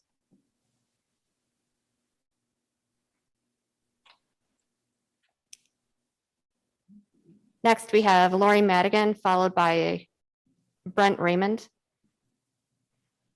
Lori, you should be allowed to unmute. There I go. Hi, Kristen. Thank you for taking my comments. So I would like to talk about my daughter being quarantined effective today and the process that it went through. So first of all, I want to thank the immediate responses I received to my email. I do appreciate being contacted, and it was immediately in response to my email. So I heard from the school, I heard from the administration, I heard from the school nurse. And the reason that my email was so direct was because of the poor quality of information being given to me with my daughter being quarantined.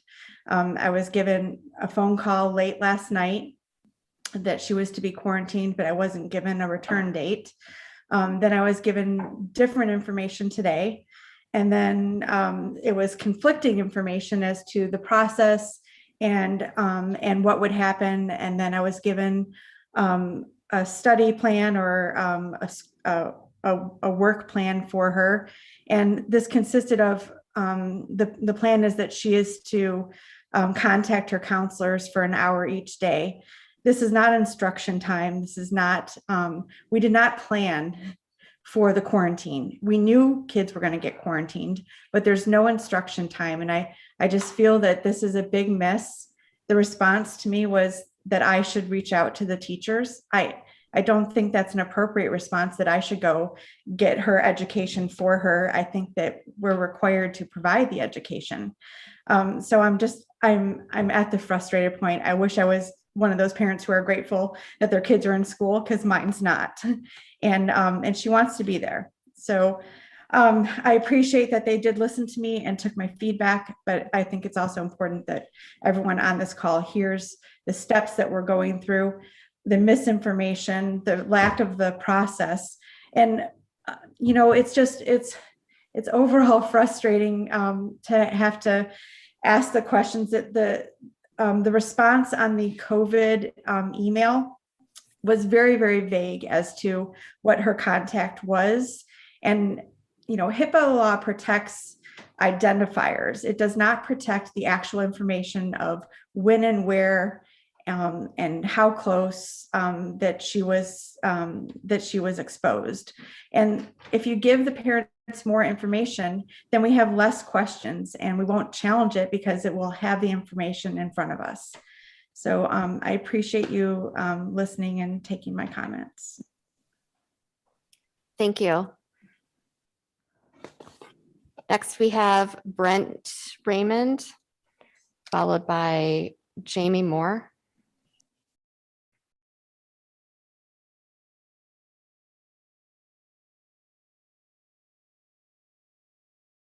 Brent, you should be allowed to unmute.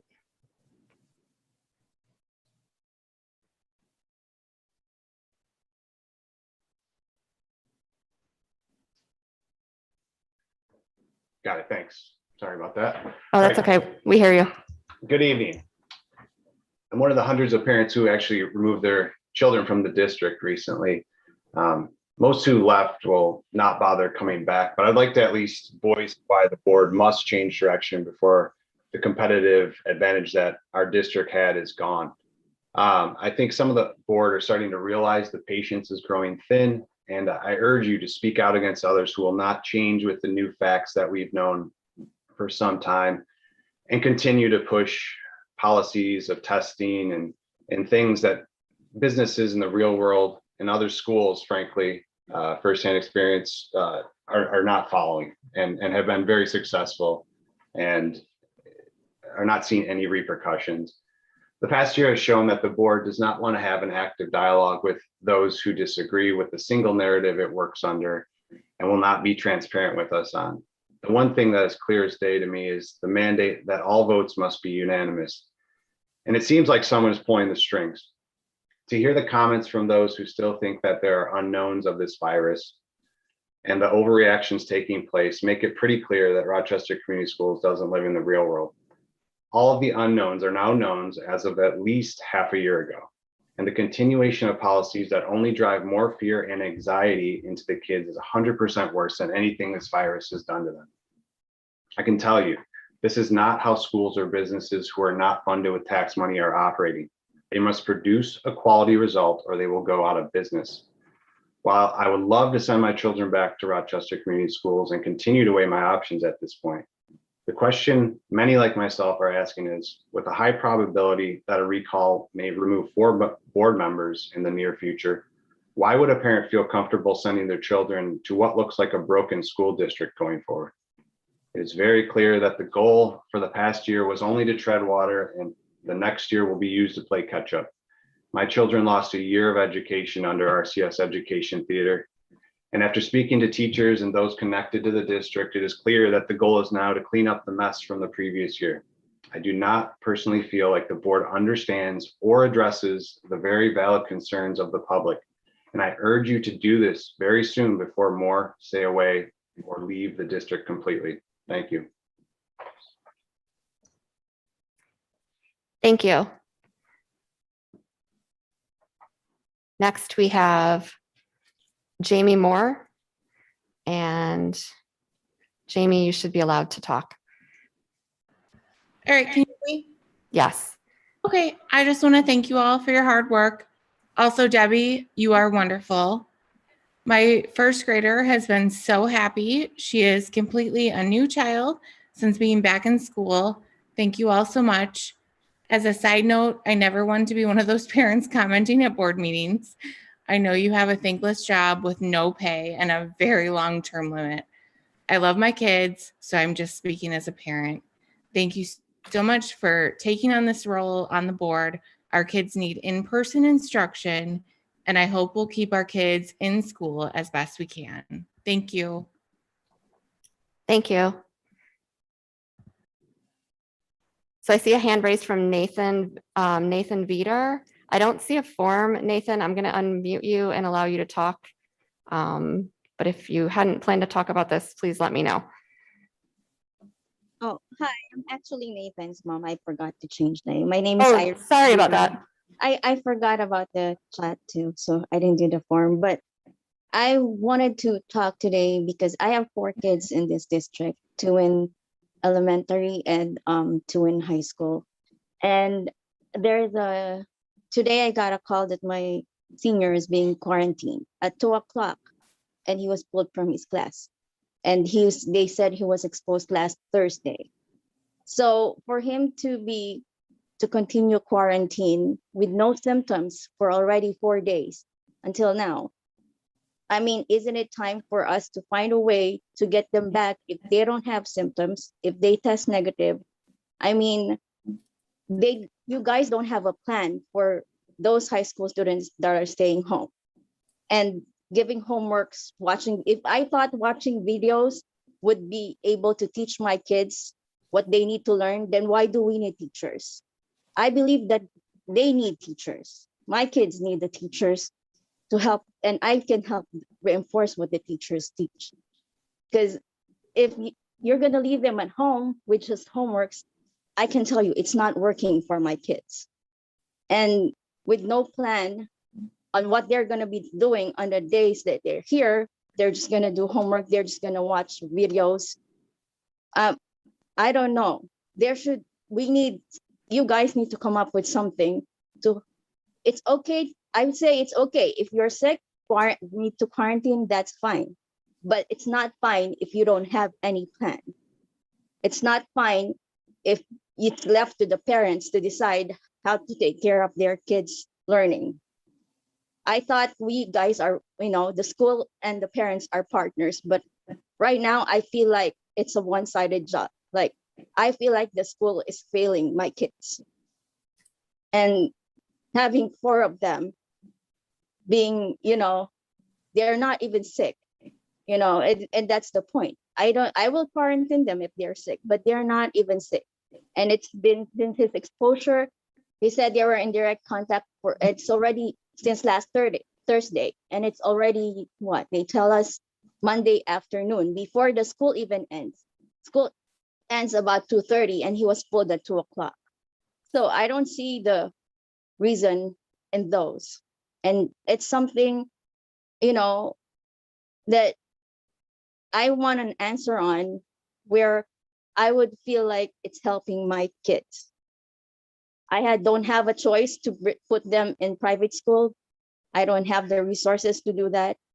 And right now I feel like, nobody cares. The district doesn't care that my kids, are not, they're all I can hear about is how great the virtual is, or how great everything is. But I don't think people are asking from the board how the other kids are. Nobody ever sent me a survey. I've never seen a survey asking how our kids are. So I don't know. And I just want to put that out, that I'm looking forward to something to help, especially my high school kids, that if in an event that they need to quarantine, that there is a plan. My niece goes to NDP, and their plan there is they still go to school. They're able to Zoom into the classroom. If they can do it, why is it not possible for Rochester to do it? What are Thank they you. doing that we cannot do? Thank you. If you can please fill out the form that you were chatted with, we can make sure someone follows up with you so that we have your contact information. Okay, thank you. And next I see Brad Scott. Brad, you should be able to unmute yourself. Thank you. Can you hear me? Yes. You mentioned taking steps with the pilot program to do more testing, to have a better understanding. What steps are you taking in regards to the students that have been quarantined and have also been tested and tested negative? Are you gathering information on the number of students that have been quarantined, not showing symptoms, healthy students that have also been tested? Obviously, we've established that we can't test back into school, but is there a resource or a place where we could send information if we have a student who's been quarantined, who's waited the appropriate amount of time, who's been tested and tested negative and is not showing symptoms? Is there a certain place where we should be sending that information? And is that something that you're keeping track of? So we can show later on down the road, a week, 2 weeks, whatever that may be, the effectiveness of these quarantines and mitigation. Again, I think the overriding feeling is that we're having healthy students that are being quarantined and their options are obviously limited. It would be nice to know if that's effective, if those students who have been quarantined are in fact testing positive or testing negative, and where should we send that information to? Thank you. And thanks for that suggestion. We will follow up on that. Appreciate it. So seeing no further public comments, I will ask for a vote on the approval of extended COVID-19 learning plan recertification, which is required for us to approve monthly. Kristen, can I ask just one more question? Only because it came up several times in the pieces that were mentioned. Debbie, we have no option other than to follow what Michigan Department of Health and Human Services puts out as the guidelines for quarantine. Is that correct? Yes, that is correct at this time. So even if we wanted to follow the CDC guidelines or make up our own, we are not legally allowed to do that. That is correct. Thank you. All those in favor of the COVID-19 extended learning plan recertification as presented, please unmute and say aye. Aye. Opposed? That is a 7-0 vote. Next item on the agenda, Item 7.2, International Academy Consortium Agreement Amendment. This is an action item. Deputy Superintendent Fragomeni, can you start this out? And I know that our attorney Gary Collins is here as well. Yes, good evening. Thank you, Kristen. This evening, we've invited attorney Mr. Gary Collins to join us. Thank you for being here. This is to continue a conversation on the International Academy Consortium Agreement that is being proposed moving forward for our students who attend the Academy. Mr. Collins, thank you for being with us this evening. Thank you. I'm trying to get my video. Oh, there is my video. Thank you. Yes, this we've had a 2-year struggle with the International Academy. We now have all 13 schools in agreement and are going to be ratifying the agreement that we have here. We started out with a conflict 2 years ago that centered on a number of basic items. One, there was an agreement over what the governance should be. Some school districts wanted it to be an elected board of education. The vast majority of school districts wanted it to be the fiscal agents and also elected. Rochester has been elected as one of the 5 members of the governing board. The second one was the costs that the fiscal agents incur for capital costs. The agreement provides they cannot be passed on to the other districts. That was key. The third item was student discipline, and we had clarification on that. The fiscal agents can engage in student discipline that occurs on their campus. And if there are issues beyond that, then it goes back to the sending districts. So I'm pleased to recommend this for your approval. This does end 2 years of work by 13 districts on the topic. And we now have all 13 districts who are endorsing this as they go through the ratification process. And open up. Thank you. I'm going to call for a motion to approve the International Academy Consortium Agreement Amendment as presented. Moved by Barb, seconded by Andrea. And so discussion or questions about this amendment as presented? Any questions from board members? I guess I'll just follow up, and you had answered that the cost for the building maintenance or improvements do not come from participating consortium members. It comes from the fiscal agent. I guess my question is, I know we heard concerns, at least about the Oakma campus and the need for improvements there. Do you know then if the fiscal agent will be making improvements there? I don't have knowledge what the fiscal agent will be doing on that. The other option that is out there, but only if you have an agreement of all the other districts, is if you would share the cost, but that has to be, it can't be passed on to the districts. It has to be an agreement. And so far, I have not heard anything from the Oklahoma campus where they're going to try to drop a proposal that other districts might agree to.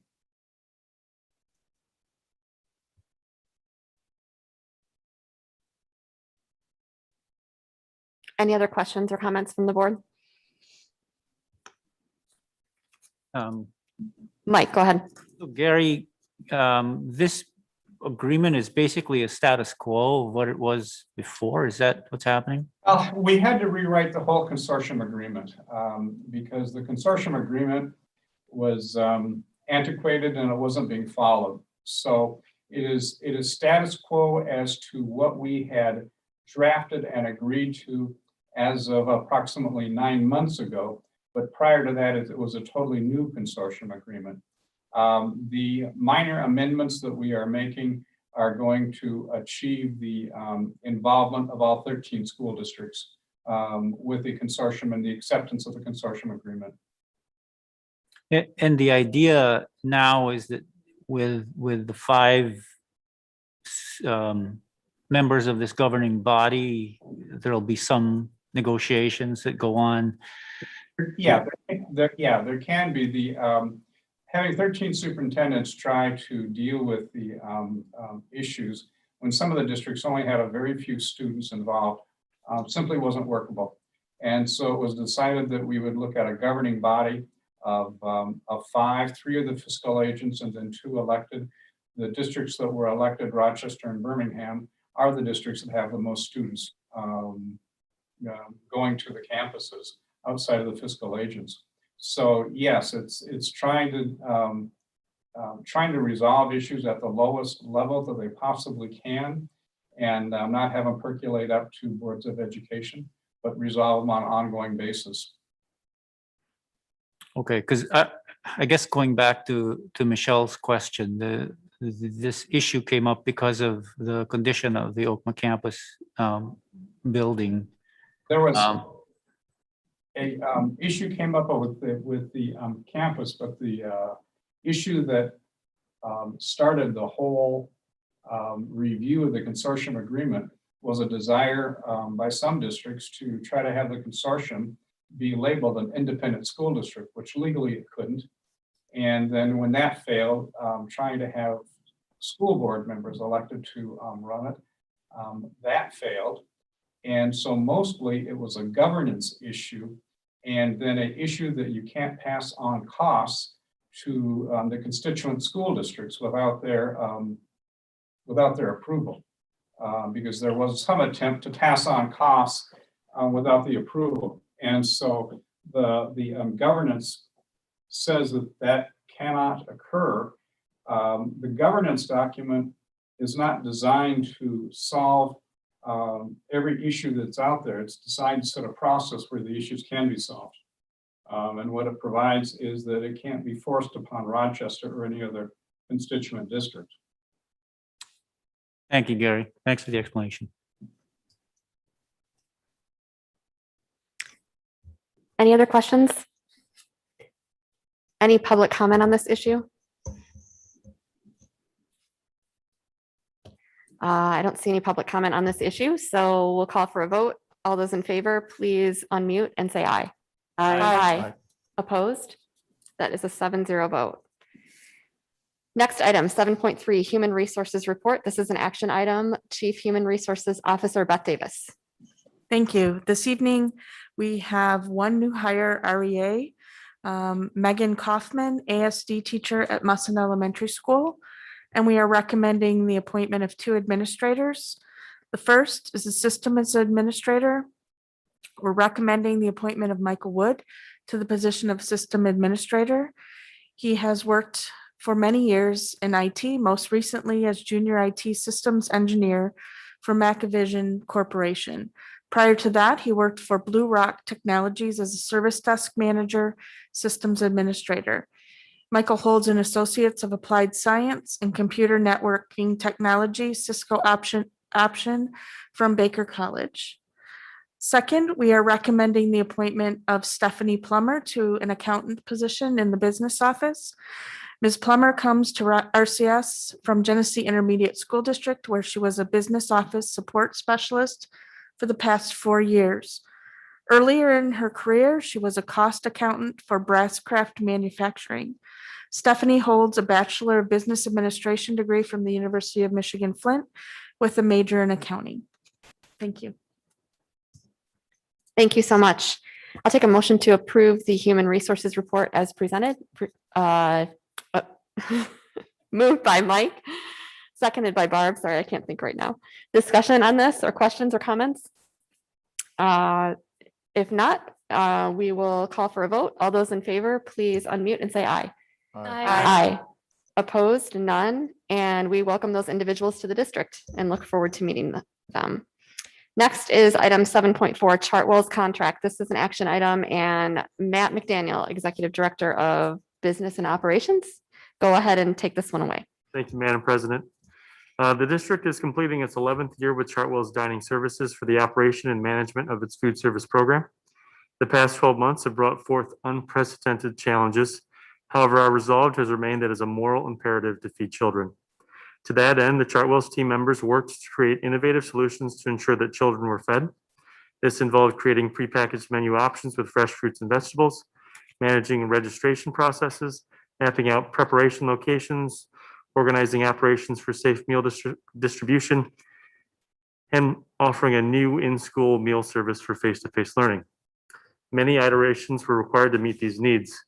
These frontline workers have served over 400,000 meals during the pandemic. I would like to express our sincere thanks to each and every one of those food service workers. The original 2020-2021 Chartwell's contract is a one-year agreement that provides for up to four successive one-year renewals upon approval of the Michigan Department of Education, or MDE. On March 4th, 2021, the MDE Office of Health and Nutrition Services has approved the district's renewal application for the Chartwell's contract for the 21-22 school year. The approval letter summarizes the terms and conditions of the proposed contract renewal.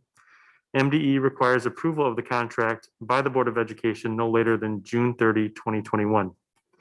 Based on this information, we recommend that the Board of Education approve a one-year contract renewal for food service management with Chartwell's Dining Services and authorizes the administration to execute the contract renewal documents for the 21-22 school year as presented. Also, I'd like to note that Ann Smith and Tracy Heiser are on the Zoom and available. Thank you. Great, thank you. I'll take a motion to approve the Chartwell's contract as presented. Moved by Andrea, seconded by Kevin. Discussion or questions for Matt, Tracy, or Ann? Thanks for being here, Tracy and Ann. Kevin. So, Matt, I'd like to join you in thanking all of our food service people.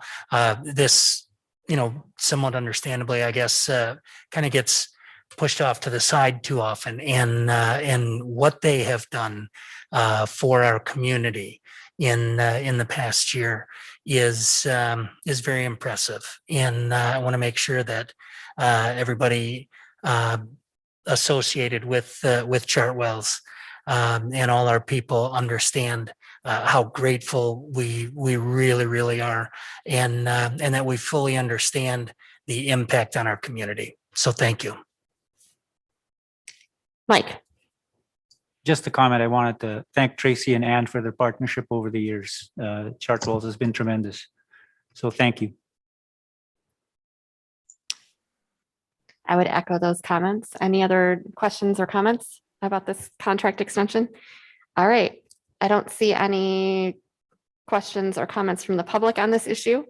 So I'll ask you to unmute your mics, and all those in favor, please say aye.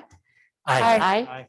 Opposed, 0. And that is a 7-0 on the Chartwell's contract extension. I believe this is the final action item tonight, approval of and it's a big one, approval of the budget amendment, item 7.5. This is an action item. Matt McDaniel, once again. Thank you, Madam President. Included in your board packet are the resolutions for the budget amendments to the General Fund, Food Service Fund, and the Early Learning Center Fund for the 2021 school year. The General Fund budget revenue increased $213,940 related to revised local, state, and federal funding expectations. The General Fund budget expenditures increased $163,593 due to current staffing projections. As a result, fund balance is projected to increase by $151,232 to $38,680,026 at June 30, 2021. The Food Service Fund has been significantly impacted by the global pandemic. Reduced food sales have resulted in a reduction in budgeted revenue of $1,607,684, primarily due to the reduction in food sales.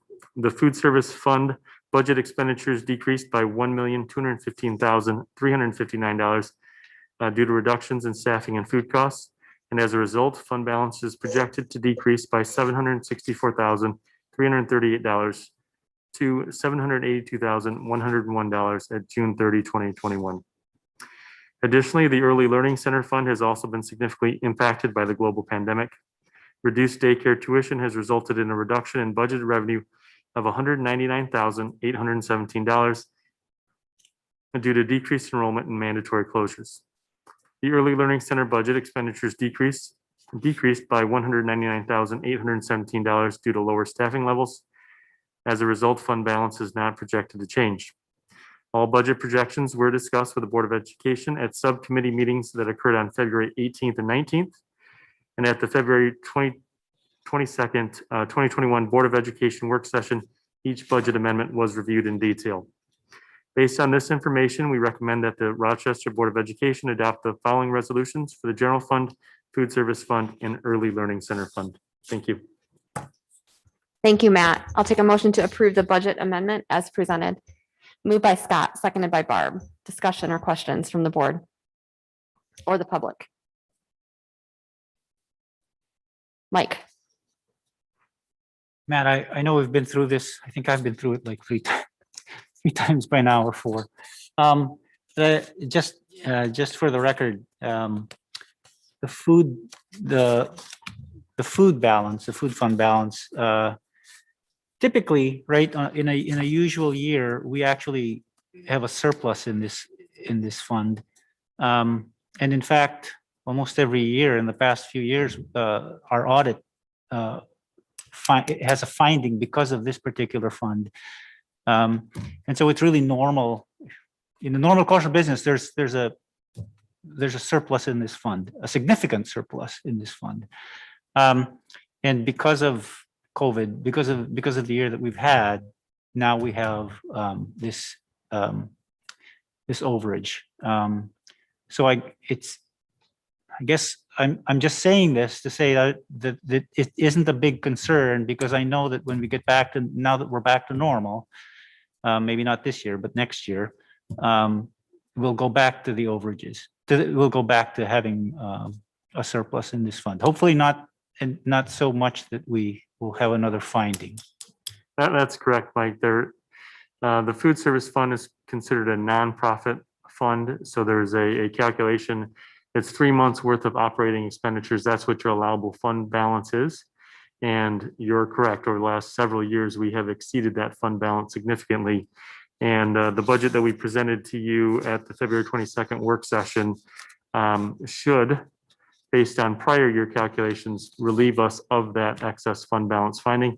However, we also are showing a reduction in operating costs as well. So we'll have to see where we actually end the year out to see if that will be another year of excess fund balance finding from our auditors. Thank you. Other questions or comments? Andrea? Yeah, I know I asked this of Debbie in our committee meeting as well, but wanted to ask again. And I know that there's some areas that we're looking at with the Early Learning Center Caring Steps, because we of course, like every other child care center and location that was dictated by closure and people not being able to get out or people working from home.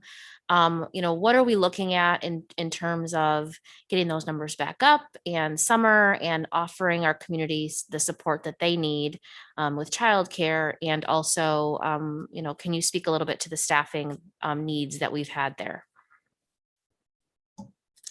Thank you. Mr. Heisch and Matt, do you want to speak to that? They are taking the lead on how that is going to be moving forward.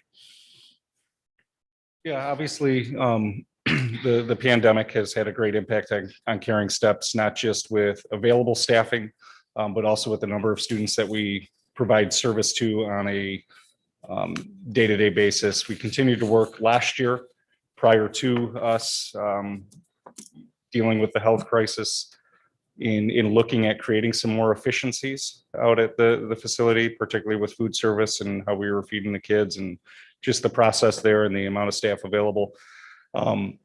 As we returned and came out of and provided disaster relief childcare through the state of Michigan, if you remember, we surveyed the community at 3 different points for childcare needs. One was last spring when we were trying to get back up and running, again in the summer, and then also again in the early fall. Each one of those surveys would net around anywhere from 100 to 125 families that showed an initial interest.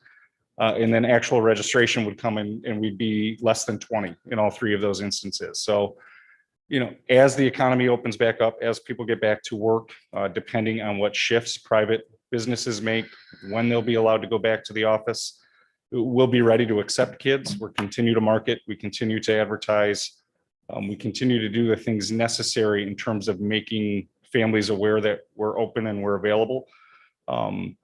Brittany and Courtney do a fabulous job of navigating wait lists where we have them, as some age groups have more need than others, particularly when you deal with the licensing requirements in an infant or a toddler room, and the low ratios that you have to keep there. So we have things in place as the economy comes back open, as there's more need for childcare, to be ready to accept more students and open more classrooms. The key piece with all childcare facilities with that regard, though, is going to be available staffing. So we continue to market, we continue to use our resources to even attract staff and to get our names out there. And it's not singularly a Caring Steps issue. I know childcare facilities, when we network across the county, are having trouble staffing to the appropriate levels to stay within licensing. So they keep knocking on the door, they keep working at it, and as the need picks up, we'll be as ready as we can be. And if we're a staff member short, we will do everything in our power to get the staffing levels that we need so that we can not have kids on a wait list and have kids in our facility. And you can sit down still. It'll be like a comment. No, you can sit down. So I know this is the function, the one area of the district aside from, food service and what is that? Where they can buy the extra food when they're in high school, that we saw a deficit because we didn't sell food, or the bookstore makes money. This is one of those areas that makes money and runs like a business. I would love to see us, we know we've collaborated with other schools in the district. We know you've networked with other childcares. I'd love to see some competitor analysis as far as where they're at with their students and teachers and staff, or students and babies and infants and staff, and where they're at with staff needs and wait lists and things like that, just so we can look at some best practices across the county of those folks that are maybe going other places, and see what we're looking at and ways we can improve as people are starting to get back out again, get back into work, and certainly we'll be looking for summer care options. So maybe in the next month or so we can look at what that looks like across the county, and into Macomb, and where we could be doing some best practice. Thank you. Great insights for taking good notes. And that's definitely the charge moving forward. It's a great facility. It's a wonderful opportunity. We also have some of our school age care staff that are moving some of their office space out there. And there's just great opportunities to look at summer learning right now. So the time is now. Thank you. Anecdotally, my son went there for summer camp last year and absolutely loved it. And he'll probably be back there this summer. So it's a good space to be. Good. Any other questions or comments about the budget amendment? So I don't see any additional, and if you can please unmute. All those in favor of the budget amendment as presented, please say aye. Aye. Opposed, 0. That is a 7-0 vote. Additional business. Item 8.1, citizens present at the meeting. I have one citizen who is asked to speak at the end of the meeting. Andrew Weaver, you should be unmuted.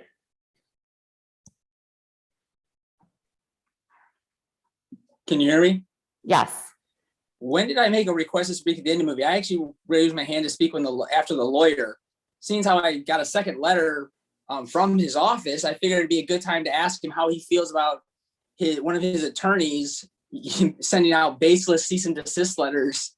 But again, you chose not to let me speak at that appropriate time when I followed the process. So maybe instead, I'll ask you, when does the district plan to respond to my request to provide some information to the hiring process in 2019 or the appointment process in 2019 in July, when Scott was appointed to the board? You and Kevin both referenced an event that was not covered in the interview, was not covered in the application process. You referenced it, you found it on Google, but yet no one else has been able to find it on Google. So I've requested that now twice from the district to provide evidence of what that was that you guys were speaking to. I do find it questionable that the rest of the board voted with you to appoint Scott without knowing what that was and just took you guys at your word of a Google search. So if you could provide when we'll get an update, that you'll provide something that event actually did happen. Thank you. I'm done. Members of the administration. Yes, it won't be long and we're going to be celebrating our Adams, Rochester, and Stony Creek class of 2021. Our school administrators, our teacher advisors remain very committed to preserving the spirit of our traditions and making this year's commencement a truly special, unique opportunity. Our seniors deserve this, and we are very invested in doing what's right by our students. We believe that it's vital that the class of 2021 have the opportunity to graduate together as a class with their family being present. Preserving the tradition of pomp and circumstance, including bands and choirs, is a priority at the same event. We are currently looking at multiple venue options. I have sent the letter to the class of 2021 to extend that opportunity for us to continue to exhaust locations and venues to provide the experience that the families deserve. A group will be meeting this week. We have students, we have parents, teacher advisors, and our administrators. We'll be having more conversations. We have looked at multiple venues and we will continue to bring that forward. And further information will be coming forward to our families. We understand the joy of being a parent, the amount of time and planning that it goes into your families to put together these momentous occasions is very significant. And I think this year especially is extra symbolic. We wanted to clarify, which I believe that we have, that we do not want to check off our list and just find a place and have a graduation. We want to ensure that the class of 2021 is provided an opportunity that they feel very loved, appreciated, and their families can enjoy this experience. So that information is for tonight. After we meet with our committees to look at the different options, we'll be giving communications to our seniors and along with our families so that they can begin planning for this special event. Thank you. Thank you. Other administrator comments? Board member, any final comments or announcements? Seeing none, it looks like. Sorry, Kristen, I just have one. Oh, go ahead. I was able to last week meet with the PTA Council and share some of our current updates and hear from them a little bit. And also was able to share with them a little bit of clarity about just what the board role is and how we function. And they had some really insightful questions about our committee work and how we work together individually. And so was able to share with them and really am grateful to all of the PTAs who have worked really hard over the course of completely unknown year, consistently an unknown year, and try to keep families engaged and really, all the virtual events that they're trying to do. Just thank that council so much. They understand the hours that go in behind the scenes, just like this table does. And I'm really grateful to them for all the work that they put in at the schools. Thank you. Announcements. March 19th is the end of the third quarter, and it's a half day of school for 6 through 12 and post high school. March 22nd, we have a Board of Education work session at 7 p.m. And March 27th through April 4th is the spring break recess. Classes resume April 5th. I'll take a motion to adjourn the meeting at 9:21 p.m. Moved by Mike, seconded by Barb. All those in favor, please say aye. Aye. Aye. Meeting adjourned. Thank you.